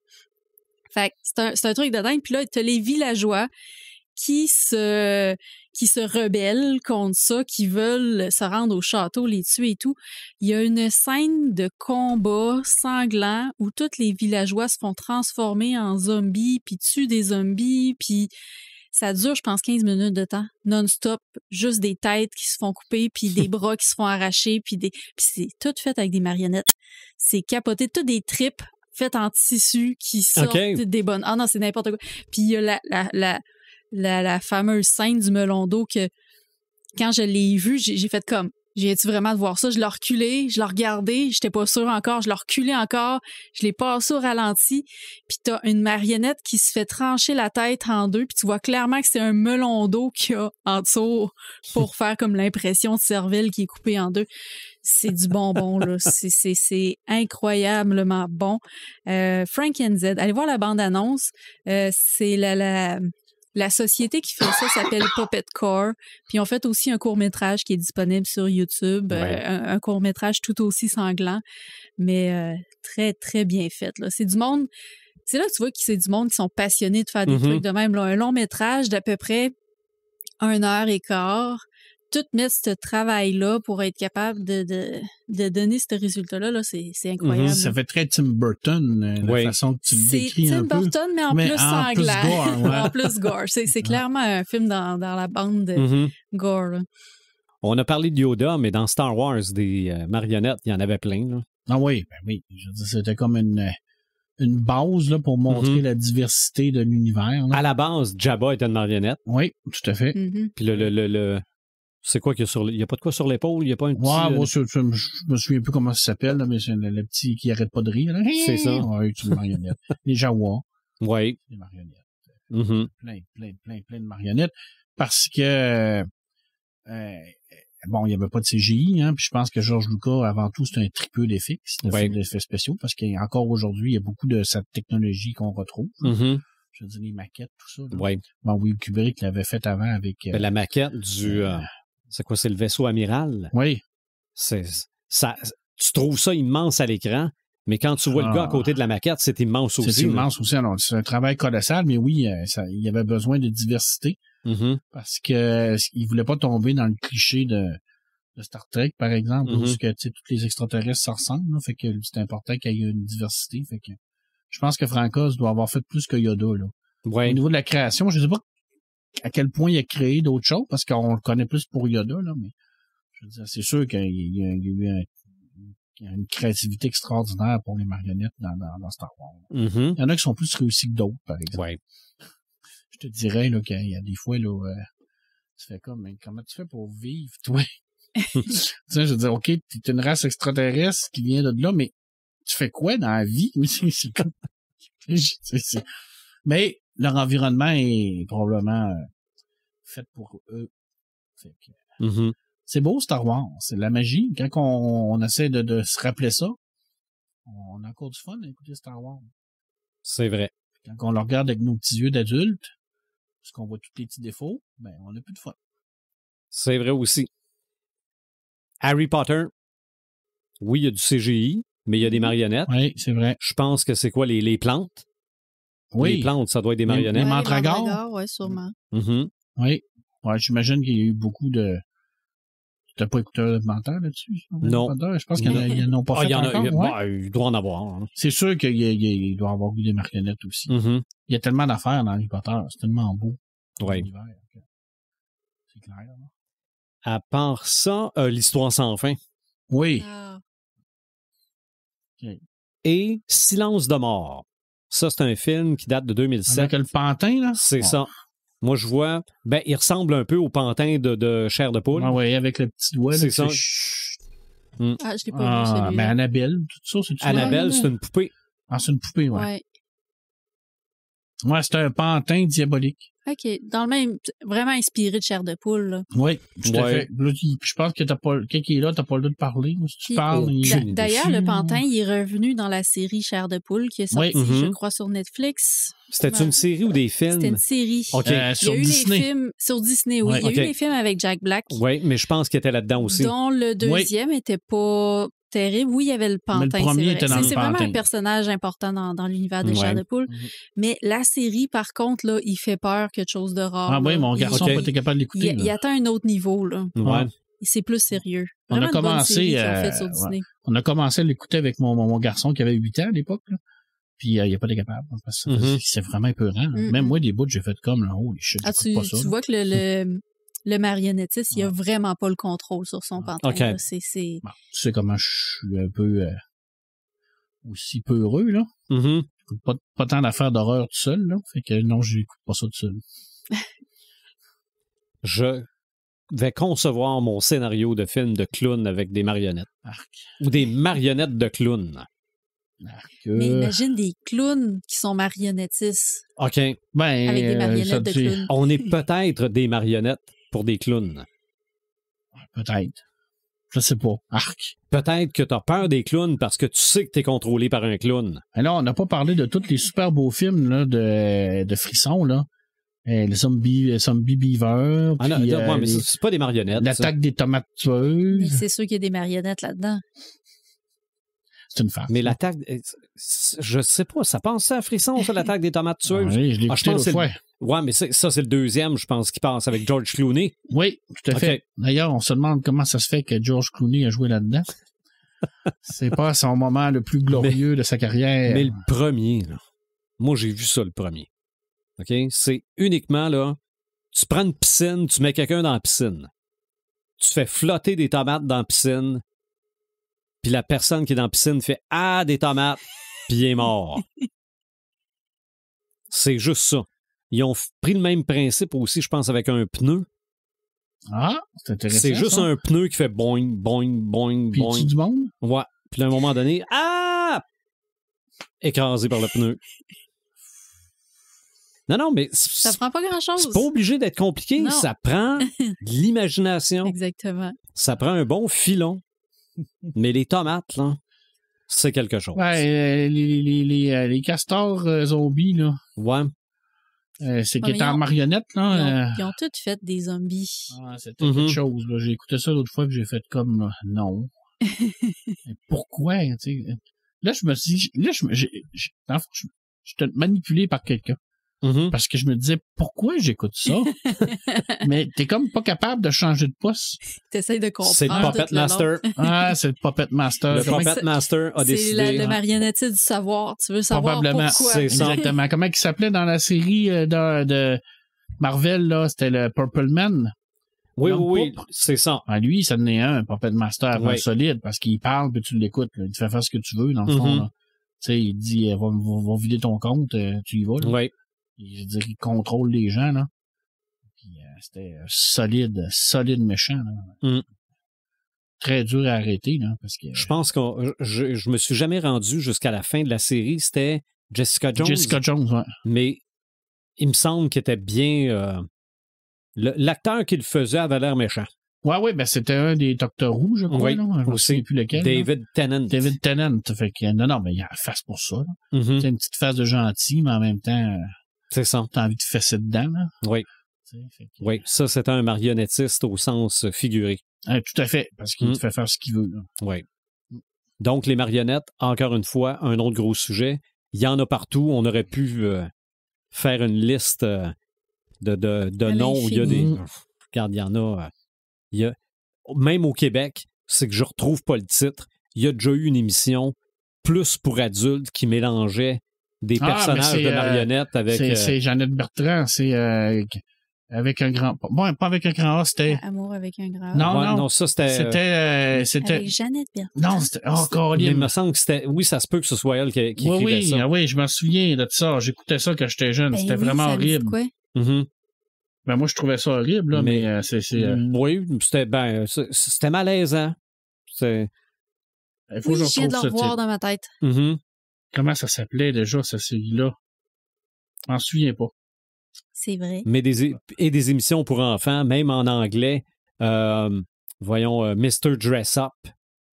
Il y a un beau documentaire, d'ailleurs, sur lui, je pense, sur Prime. Il y avait aussi, puis ça, c'était canadien aussi, Mr. Dress Up. Le gentil géant de Gentle... À plein temps. À plein temps, OK. C'est ça. OK. Oui, le nom me dit quelque chose. Ah oui, à plein temps. En quelle année? C'était en 84 à 88. OK, fait que forcément, j'ai vu des reprises. Exactement, à plein temps. Mais c'était pas Jeannette Bertrand, c'était vraiment une émission où tu avais des personnages humains et des personnages marionnettes. Mais regarde, c'était peut-être avant avec un grand A, là. Ouais.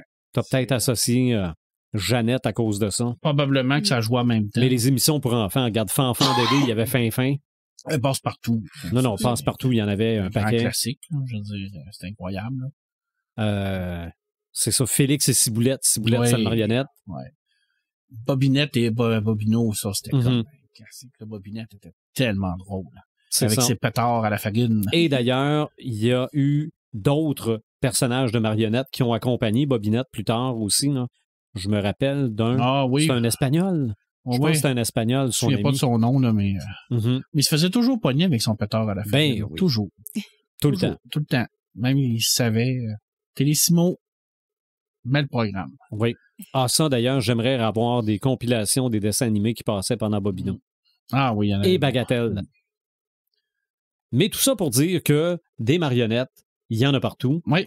Au sens propre, au sens figuré. Et vous êtes peut-être même une marionnette de quelqu'un sans le savoir. Il y en a des petites, il y en a des moyennes, il y en a des grandes, il y en a des géantes, il y en a il y en a pour tous les goûts. Est-ce que l'avenir fera en sorte qu'il n'y aura plus de marionnettes? Moi, je pense pas. Non. Non, parce que c'est, comme Joël l'a dit, c'est un art qui existe depuis des milliers d'années. Et c'est presque un réflexe de s'en faire. Oui. Oui, parce que c'est tellement ancré dans notre inconscient que tu peux faire ça avec n'importe quoi. Là. Je veux dire, je peux prendre un petit bonhomme d'Astérix qu'on a ici, puis je peux en faire une marionnette. Là. Oui. Tu sais, je veux dire, il n'y a aucune limite, là, je veux dire, à ce que les enfants font. Puis pas rien que les enfants, hein, les adultes aussi, n'importe qui. C'est lié à la créativité, ouais. Puis à l'éveil de la créativité aussi chez les enfants. Fait que oui, ça se peut que ça change dans le futur. Oui, ça se peut que ça évolue avec les nouvelles technologies et tout. Mais ça va rester. Le concept va tout le temps exister. Ben, c'est ça. Puis en fait, à la base, ça coûte quasiment rien. Non. Tu peux prendre un bas et faire une marionnette. Tout à fait. C'est vrai. N'importe quoi peut te servir d'une marionnette. Mm-hmm. Puis ça fait partie d'un art, ben c'est les arts de la scène, donc c'est un art majeur. Oui. Je veux dire, ça fait partie des grands arts. Je pense que ça s'enlèvera pas. Mm-hmm. Comme la littérature, comme le théâtre, comme le cinéma. Oui. Ça va évoluer. Mais ça évolue déjà. Et ça évolue, mais ça a évolué. Puis ça, comme tu dis, ça évolue, mais ça partira jamais. Mm-hmm. Nos Samalumes. Imaginatrix. Je voulais vous parler d'un Samalume que je suis en train de lire, mais je pense que je vais attendre d'avoir terminé de le lire pour vous en parler. Parce que, en parlant de marionnettisme et tout ça, pendant l'épisode, j'ai pensé à un autre truc que j'ai vu dernièrement et qui me fait un peu penser à ça. C'est la série Bodies sur Netflix. Oui, c'est bon. Oui, la série d'enquête qui m'a vraiment tenu en haleine. 3 époques différentes. À la fin, même 4 époques différentes. Mais je vais te poser une question à la fin. Puis là, quand on parle de marionnettisme, là, il y a des moments où le marionnettiste, dans cette émission-là, devient la marionnette. Vers la fin, on réalise qu'il y a le contrôle sur rien. Il a tellement créé une machine qui est grosse qu'il se fait lui-même contrôler par cette machine-là.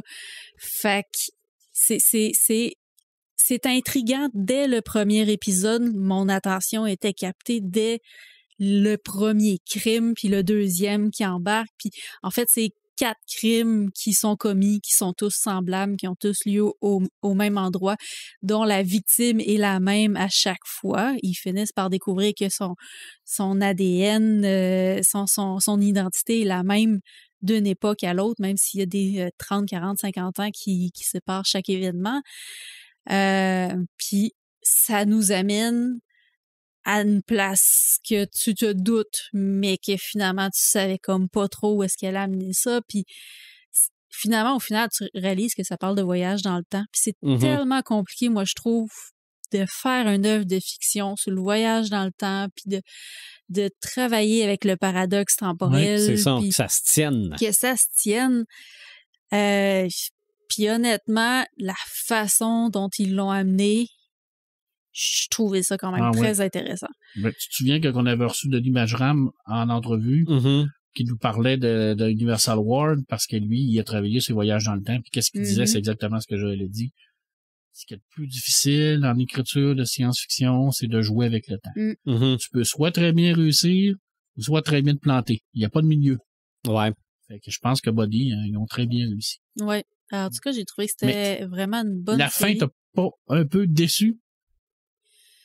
La fin est extrêmement rapide. L'avant-dernier épisode me fait décrocher parce qu'il nous montrait quelque chose qu'on s'était déjà imaginé. Mais finalement, tout ce qui te montre là dans cet avant-dernier épisode-là est important pour vraiment comprendre la finale. Mais t'écoutes le dernier épisode puis tu te dis, ils peuvent pas arrêter là. Closer. Ben, pas arrêter là, mais ils peuvent pas closer toutes les intrigues en même temps, puis ils le font, puis malheureusement, ça fait que ça se ferme trop vite. On aurait aimé ça avoir un autre après. Là, je veux dire, c'est ça. Mais ça donne l'impression qu'il va en avoir un après, mais je trouve que la saison se tient toute seule. Ça me va. Mais ils l'ont closé trop vite. Ils l'ont fermé beaucoup trop vite dans le dernier épisode. Mais toute la partie de l'avant-dernier épisode où il nous montre comment que le personnage a arrivé à faire telle chose, puis là, t'es comme, ben, tu sais, je le savais, là, t'as pas besoin de me le dire. Mais il y a juste un petit élément que tu avais besoin de voir pour comprendre c'est quoi la différence entre toutes les fois précédentes puis cette fois-là. Fait que quand même très bien écrit. Il ne faut pas l'écouter avec ton téléphone dans les mains. Là. Non. Faut que tu regardes, que tu sois très attentif parce qu'il y a plein d'indices. Puis c'est quand même assez complexe. Là. Oui. C'est une série très intellectuelle. Puis c'est le fun de nous amener justement à travers une enquête, de nous donner des indices pour qu'on devine nous-mêmes c'est quoi qui se passe puis c'est quoi qui s'est passé. Toutes les époques sont super intéressantes. Les acteurs sont excellents. Les acteurs et les actrices sont incroyables. Moi, j'adorais ça aussi. Hein. Je comprends pas pourquoi ça n'a pas fait plus de vagues. Ben, les critiques... Oui, les critiques ont beaucoup aimé. C'est ça. Quand ça a sorti, ça s'est retrouvé dans les médias. Oui. Puis c'est, je pense, ce qui m'a fait dire je vais acheter un œil, là. Puis oui, je l'ai regardé. Ah, tu peux pas arrêter. Hein. Tu t'écoutes un épisode, puis après ça, c'est comme le deuxième go. Là. Ouais, mais moi, je suis comme un gars dans Lovecraft aussi. Hein. Quand je commence quelque chose, là, je veux connaître la fin, même si... Je commençais à écouter ça vers genre 9h, 9h30 du soir. Là. Et je me suis couché vraiment tard plusieurs soirs dessus. Ah ouais, c'est comme t'es pas capable de pas passer à l'autre. Là. Vraiment bien fait. À part ça? Ah ben c'est ça. OK. Paperman? Ben moi, j'en ai 4. Ça va aller très rapidement. Parce que t'as du temps en masse. Parce que j'ai du temps en masse. Les 3 séries de l'heure qui sont pratiquement terminées, à part une. The Acolyte sur Star Wars. Excusez-moi. J'ai beaucoup aimé. Je trouve que c'est du bon Star Wars. Ça amène beaucoup d'interrogations par rapport aux Jedi. Puis ça consolide le fait que c'est une gang d'éliminés. On l'avait vu dans les préquels, là. C'est pratiquement une secte, là, les Jedi, ils veulent tout contrôler, puis ils veulent tout garder pour eux autres. Ben là-dedans, on a encore des preuves que sont un peu l'empire romain de cet univers-là. Là. Je veux dire, ils ont été détruits, là, mais c'est pas tant la faute de l'empereur. Là.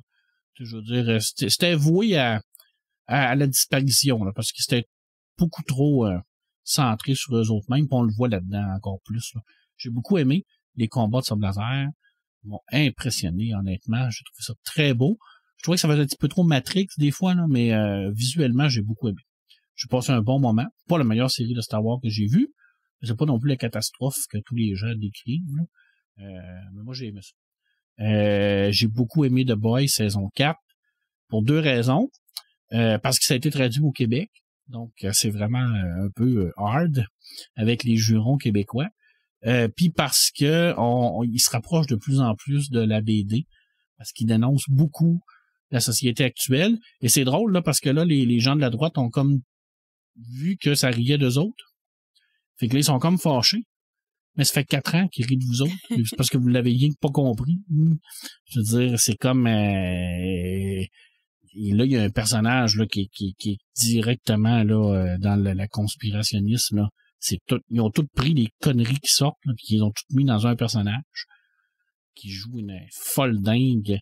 D'ailleurs, c'est drôle parce que la fille qui joue le personnage, qui se fait conspuer ses réseaux sociaux pour absolument rien parce que c'est un fucking personnage, elle dit mais moi j'ai arrêté, là. Je dis moi, je suis lesbienne dans la vraie vie, je joue un personnage hyper macho dégueulasse, vous m'écœurez pour des textes.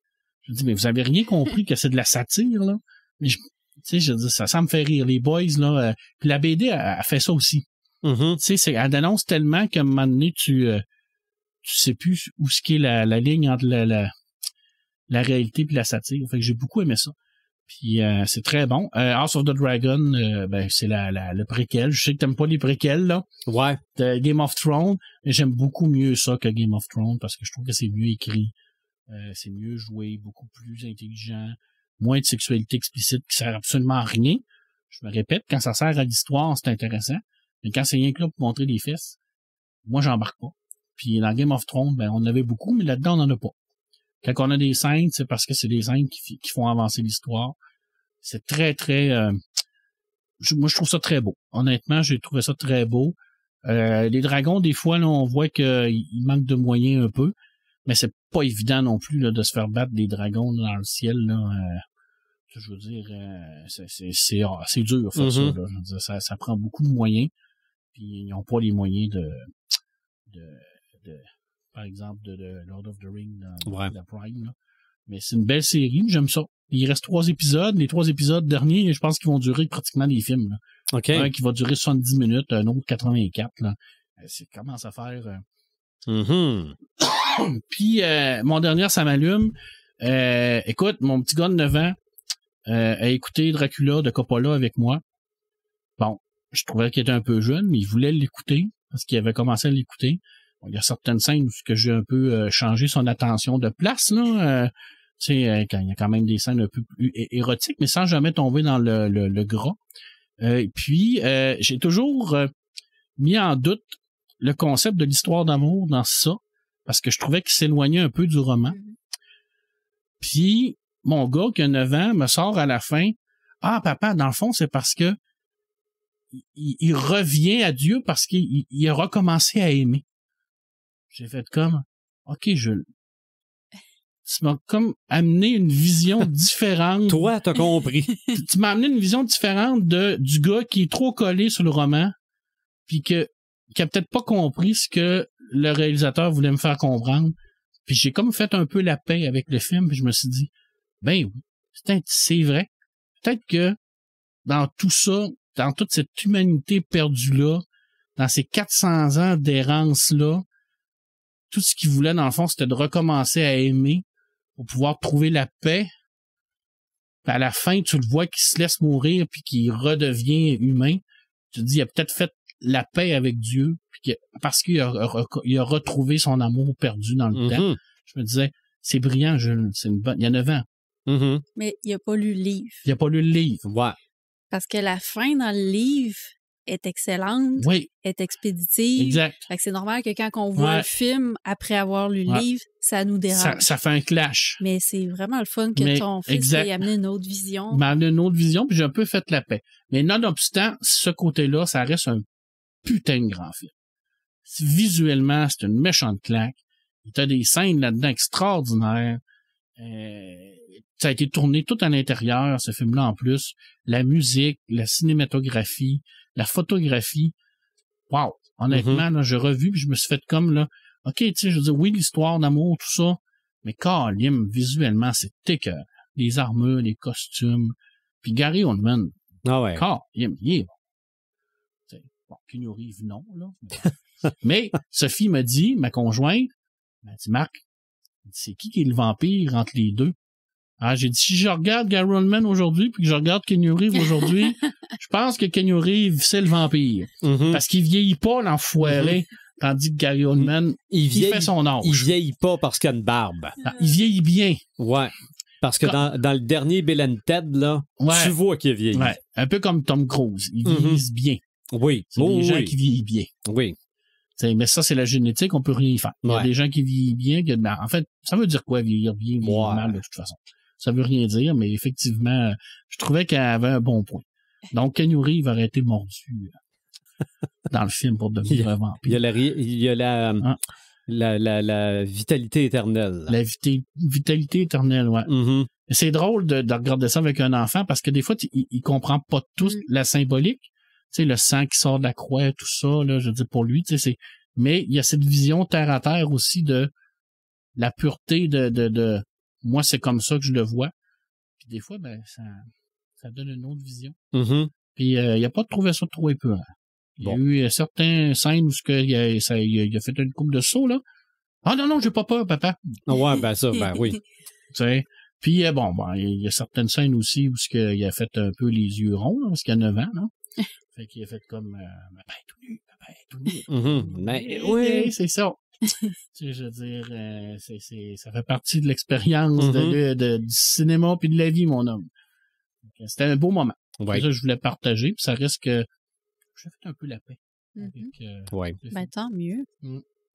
Moi, j'en ai quelques-uns, donc je vais y aller quand même rapidement. Le premier, c'est sur Tubi, où je pitonne. Puis Tubi, c'est mieux que c'était, mais au début, il y avait des films, là, des films avec le nom Exorciste dedans, mais c'était... Bon, ça faisait dur. Là. Il y avait beaucoup de films d'horreur qui auraient pu passer à frisson. Et là, Je descends, puis là, je vois Robodoc. Là, je fais non. Là, ils n'ont pas fait une parodie de Robocop, qu'en fait, c'est un docteur. Là. Mais non. C'était une série documentaire sur Robocop. Sur la création de Robocop. Moi, j'ai des documentaires sur le Blu-ray que j'ai vus à quelques reprises, mais une série de 4 heures sur un même film qui est Robocop, j'avais pas vu ça. Le générique d'ouverture. Moi, je capotais sur le générique d'ouverture de Stranger Things parce que ça ressemblait à une vieille cassette VHS avec le rouge sale. Mais celui-là, là, c'est 10 fois le générique de Stranger Things. La musique, on voit l'assemblage de Robocop dans le générique, ce qu'on voyait pas dans le film pantoute, là. Je veux dire, on voit on est dans la tête du policier, les yeux fermes, puis ses yeux rouges, il est Robocop, là. Mais là, c'est l'assemblage, ils mettent le cerveau, ils créent la tête, ils mettent la face par-dessus. C'est extraordinaire. Dans ces documentaires-là, on parle de la musique, on parle des explosions, on parle des effets qu'on a dû créer pour la vision de Robocop. Quand on voit, selon son point de vue, l'image ressemble un peu à une vieille TV. Là. Il y a énormément de travail là-dedans parce qu'on est en quoi? En 1986, 85? Dans ce coin-là.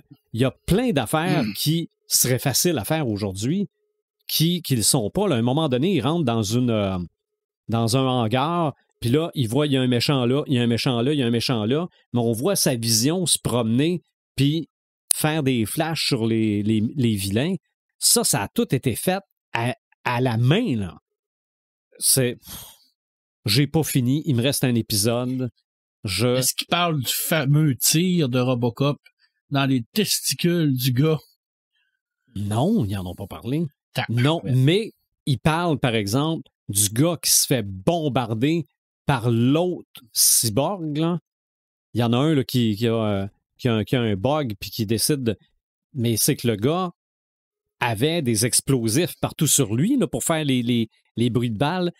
Et finalement, il y en avait un peu proche qui a fait mal un peu.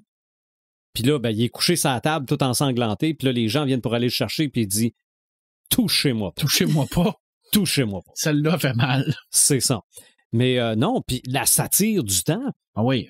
Les publicités, il y a plein de jokes qui se font dans ce film-là. C'est pince sans rire. Je veux dire, le gars, il se fait bombarder devant tout le monde. Puis le gars regarde son boss puis il dit « je pense que c'était juste un bug. » Ah non, le gars, il vient de se faire bombarder de 40 tirs de fusil. Mais c'était ça, Robocop. Donc ça me fait bien triper. L'autre chose, des affaires que je me suis achetées, il y a un vinyle ici qui s'appelle Now That's What I Call 40 Years. OK? 3 vinyles, un bleu, un blanc, puis un rose. Mais c'est que la première chanson date de 1983, la dernière date de 2023. Donc là-dessus, là, bien des chansons que je connais. Ça passe de Culture Club à Cher à Elton John et Dua Lipa. C'est une genre de compilation. Oui, absolument. Je vais dire à 75% britannique, mais quand même des artistes connus. On peut-tu s'entendre que la musique britannique... Non, il y en a de la pas pire. A influencé beaucoup la musique. C'est ça. Aussi, mon calendrier Marvel Fluo, 2025. Est-ce qu'il flash dans le noir? Tu verras ça tantôt. Mais les gens ne le verront pas pendant le podcast. Mais oui, c'est fluo. Comment t'appelles ça, le dark? Du blacklight. Blacklight. Non, c'est extraordinaire. Et la dernière chose qui me fait complètement capoter, c'est l'intelligence artificielle comme source d'inspiration. Je le spécifie. Marc, toi, je t'ai envoyé mon exemple hier, mais Joël, toi, tu ne l'as pas vu. J'ai demandé, OK? L'important, l'intelligence artificielle, la réponse dépend de la question. Mm-hmm. Donc, je lui dis la chose suivante. Propose-moi un texte d'introduction pour le podcast divertissant et captivant, où je commence par décrire le thème des marionnettes, mais sans le nommer directement, et qui se termine par « Aujourd'hui, nous parlons des marionnettes ». Je vous lis ce que ça donne. Et c'était pas nécessairement l'introduction du podcast d'aujourd'hui, mais ça m'a inspiré. Imaginez un monde où des créatures en feutrine et en bois prennent vie, où des personnages aux couleurs vives et aux yeux expressifs partagent des histoires qui nous font rire, réfléchir et parfois même pleurer. Un univers où l'imagination n'a aucune limite et où des fils invisibles relient la magie de figures emblématiques qui ont bercé notre enfance, des héros improbables de nos soirées télévisées et des messagers de sagesse et de folie à la fois. Ces personnages nous ont guidés à travers des aventures épiques, nous ont appris des leçons de vie importantes et ont souvent été le miroir de notre propre humanité. Ils ont franchi les frontières de l'écran pour s'immiscer dans nos cœurs, devenant bien plus que de simples objets animés. Aujourd'hui, nous parlons de marionnettes. OK? Mais tu sais, si tu me l'avais juste fait lire, là, sans me dire que c'est de la IA, là, j'aurais pu déceler le petit côté IA. Oui. Mais de t'entendre avec ta voix, là, je suis flabbergastée. Ouais, mais si j'avais commencé le podcast de même, ça aurait bien trop paru que c'était pas moi qui avais écrit ça. Ben, il était un peu plus long que ce que tu es habitué de faire comme introduction. Mais non. Mais quelle inspiration ça m'a donné. OK? Mais c'est ça. C'est là où je suis rendu avec l'intelligence artificielle. Moi, j'ai découvert récemment que Gemini est plus efficace que celui sur Microsoft. Ouais. OK. Peut-être qu'il va attends un peu. Gemini, ça, c'est Google. Ouais. Okay. Peut-être qu'il va être corrompu d'ici quelques mois, comme ça a été le cas avec Donc, l'algorithme de Google est très, très, très puissant aussi. Mais je le trouve... La seule chose qui me gosse, c'est les sources. Il donne pas ses sources, puis même quand j'y demande ses sources... Copilote le donne ses sources. Oui. Copilote les donne ChatGPT aussi, à la fin, un petit plus. Là. Copilote, je crois que c'est l'intelligence de ChatGPT qu'il utilise. OK. Microsoft. Il me semble que c'est ça. Possible. Moi, qu'est-ce que je t'ai répondu? L'IA, c'est un outil. C'est vrai. Oui. Je veux dire, puis la façon qu'on va l'utiliser, ben c'est ça. C'est ce qui est enseigné dans les cours que je suis. Tu t'en sers comme ton stagiaire, ton recherchiste. Mais il faut apprendre à s'en servir. Il faut apprendre comment que ça fonctionne. Parce que c'est là. Ce que tu fais là avec tes cours, justement, c'est parfait. Tu comprends la mécanique en arrière de ça. Puis tu te feras pas je n'en serai pas la marionnette. Oui, c'est ça. Puis tu ne seras pas la marionnette de ceux qui veulent te faire croire que c'est là pour prendre ta place ou que c'est là pour dominer le monde ou quoi que ce soit. Mais la seule chose, personnellement, que je trouve qui manque par rapport à ça, c'est des lois puis des règlements de la part de nos gouvernements pour... Puis c'est présentement, tu sais, moi, en tant qu'auteur, je peux même pas m'en servir pour mon travail d'auteur parce que déjà, il y a des maisons d'édition qui ont statué que si on sait que tu as utilisé l'IA de quelconque façon, on veut pas avoir ton truc. Ça, je trouve ça fort un peu. C'est fort, mais c'est parce que il y a rien... Tu sais, pour les protéger, il n'y a rien pour... Il n'y a pas eu de consensus pour dire qu'est-ce qu'on a le droit de faire, qu'est-ce qu'on n'a pas le droit de faire avec ça. Fait que L'Internet n'a jamais été réglementé. Exactement. Fait que, mais ça serait le temps, là. C'est un western. Ça serait le temps, là. Avec je pense qu'il y a beaucoup d'éducation à faire avec ça. Puis je pense que ça commence dans nos maisons d'éducation. Et au lieu de se braquer par rapport à ça, parce que oui, on s'entend que c'est pas toujours Jojo non plus, là, des dessins des maisons d'édition qui font faire des dessins par l'IA au lieu d'engager un artiste, c'est dégueulasse. C'est ça. Ça, je t'avouerai que ça, moi, ça me lève le cœur, là. Mais je pense que comme n'importe quoi, c'est un outil. Je pense qu'on devrait commencer à expliquer c'est quoi cet outil-là aux élèves, aux gens, à tout le monde. Puis parce qu'on ne pourra pas l'arrêter. Mais je suis d'accord avec toi, ça va prendre la réglementation. C'est comme ça, là. Ça, normalement, ça devrait pas exister, non? Mais ça, on va en parler puisque je te le montre. En fait, c'est le roman que je suis en train de lire, Venefica, de Raphaël B. Adam. La couverture a été faite par Caroline Georges, qui est une artiste qui s'est servie de la IA pour faire ça. Mais ce qui est défendu ici de la part de l'artiste puis de l'autrice aussi qui a accepté d'avoir ça sur sa couverture, c'est qu'il y a un processus artistique en arrière de cette image-là. C'est pas juste une demande qui a été faite dans un générateur d'images. Il y a tout il y a tout un débat en arrière de ça. Il faut l'avoir, ce débat-là, puis il faut statuer là-dessus. C'est en fait un peu comme ce que j'ai fait. L'artiste, elle a quand même été payée pour faire ça.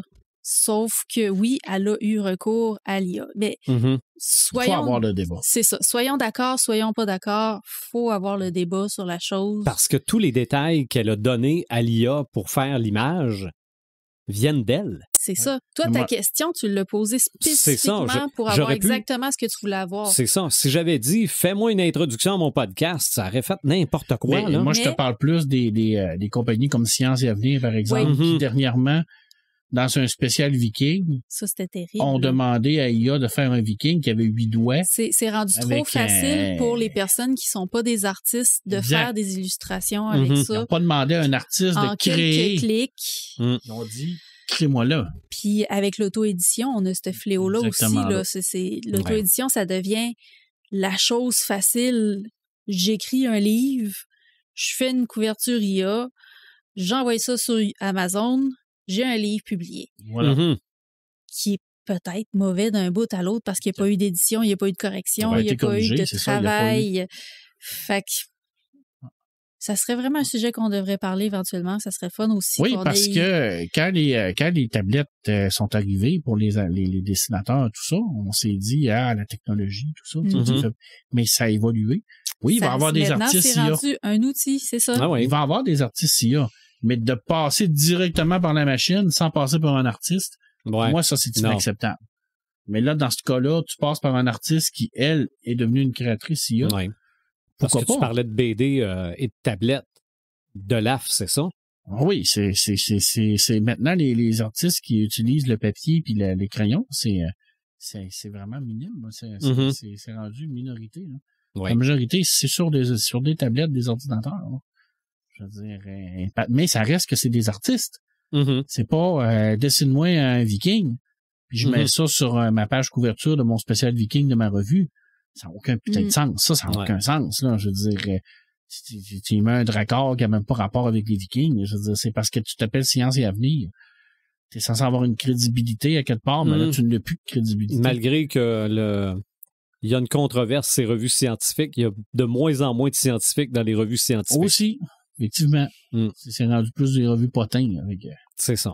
D'où l'importance d'utiliser l'outil correctement. Il faut avoir le débat de ça, puis il ne faut pas non plus se mettre la tête dans le sang et de dire que ça va disparaître. Donc, il faut faire le débat, il faut mettre des lois, il faut protéger les artistes, protéger les auteurs, les autrices, les droits d'auteur. J'ai fait une entrevue avec un prof l'an passé, puis je lui posais la question, sommes-nous au même point que lorsque la calculatrice est arrivée? Il dit absolument. Oui. Quand la calculatrice est arrivée, là, c'était l'enfer. Là, plus personne allait savoir compter. C'est un peu vrai, mais on a appris à s'en servir. La seule différence, mais moi, il n'était pas question qu'on ait de calculatrice à l'école. Mais la calculatrice ne brimait pas les droits des personnes. Exact. C'est ça la différence. Là, on est rendu à l'ère de l'IA qui s'entraîne sur des images qui appartiennent à des gens sans le consentement de ces personnes-là. Sans les rémunérer non plus. Là. Tu peux pas prendre une image d'un artiste et de dire je vais m'inspirer de lui pour en créer une. C'est quoi. Bref. Mais la calculatrice, vous ne devez pas contrôler le monde. L'IA, un jour ou l'autre, si on se fait à tous nos romans de science-fiction, oui. On va tous mourir, mais on est chanceux parce que ça se passe toujours aux États-Unis. Oui. On va être tranquille. Mais le premier roman de science-fiction parlait de l'apocalypse aussi, non? Oui, aussi. Ouais. Mais malheureusement, Bruce Willis commence à se faire malade. S'il y a un problème d'astéroïde, on ne pourra plus l'avoir. Ah bon. On ira chercher Keanu Reeves. Qui vieillit pas. C'est ça. Prochain podcast, l'épisode 183. On demandera à l'IA quel sera notre prochain thème. Mais non, suivez-nous sur Facebook, sur notre page Facebook. Je pourrais poser une question par rapport à l'étude de nos derniers sujets que nous avons fait pour le podcast. Quel sujet tu nous proposerais? Je serais vraiment curieuse. Mais ça, là, avoir la liste des 182 épisodes, tu pourrais poser la question, lis ce document et d'après ce que tu trouves là-dedans, qu'est-ce qui manque? OK? Ouais, mais ça pourrait être n'importe quoi. Non, je sais que ça pourrait être n'importe quoi. Si on a parlé de la pluie puis du beau temps, là, c'est... On n'a jamais fait de podcast sur la température. Sur le soleil, oui. Oui, c'est sur l'eau. L'eau. Le feu. Ouais. Mais je rouvre la parenthèse. J'ai téléchargé le PowerPoint de ma présentation sur la voix. OK? J'avais fait ça à Québec à un moment donné. Je l'avais fait aussi pour des chercheurs d'emploi ici. Je lui ai demandé, lis ma présentation PowerPoint et sors-moi 10 questions qu'une personne qui ne croit pas à ce que je dis pourrait me dire. OK? Donc, des objections. Après ça, ça l'a fait. Je lui ai demandé, ça me permet de voir les objections que je pourrais avoir ou des choses que je n'ai pas pensées. Et après ça, je lui ai dit, dans ma présentation, est-ce qu'il y a des aspects que j'ai oublié d'aborder? Ça m'en a sorti 3-4. Si je voulais faire une présentation de 3 heures, j'aurais d'autres éléments que je pourrais mettre dans ma présentation. Je suis pas obligé de les prendre.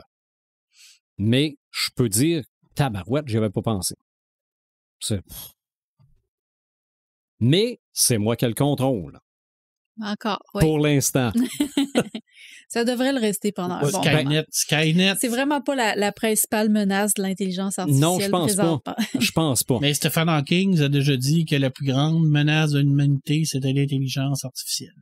Ou la façon dont on s'en sert. Je pense que c'est plus ça qu'il voulait dire. Donc, j'ai l'intention de devenir l'empereur de mon Darth Vader. Suivez-nous sur Facebook, notre page Facebook, les différentes plateformes de streaming, sur YouTube. On se retrouve à l'épisode 183.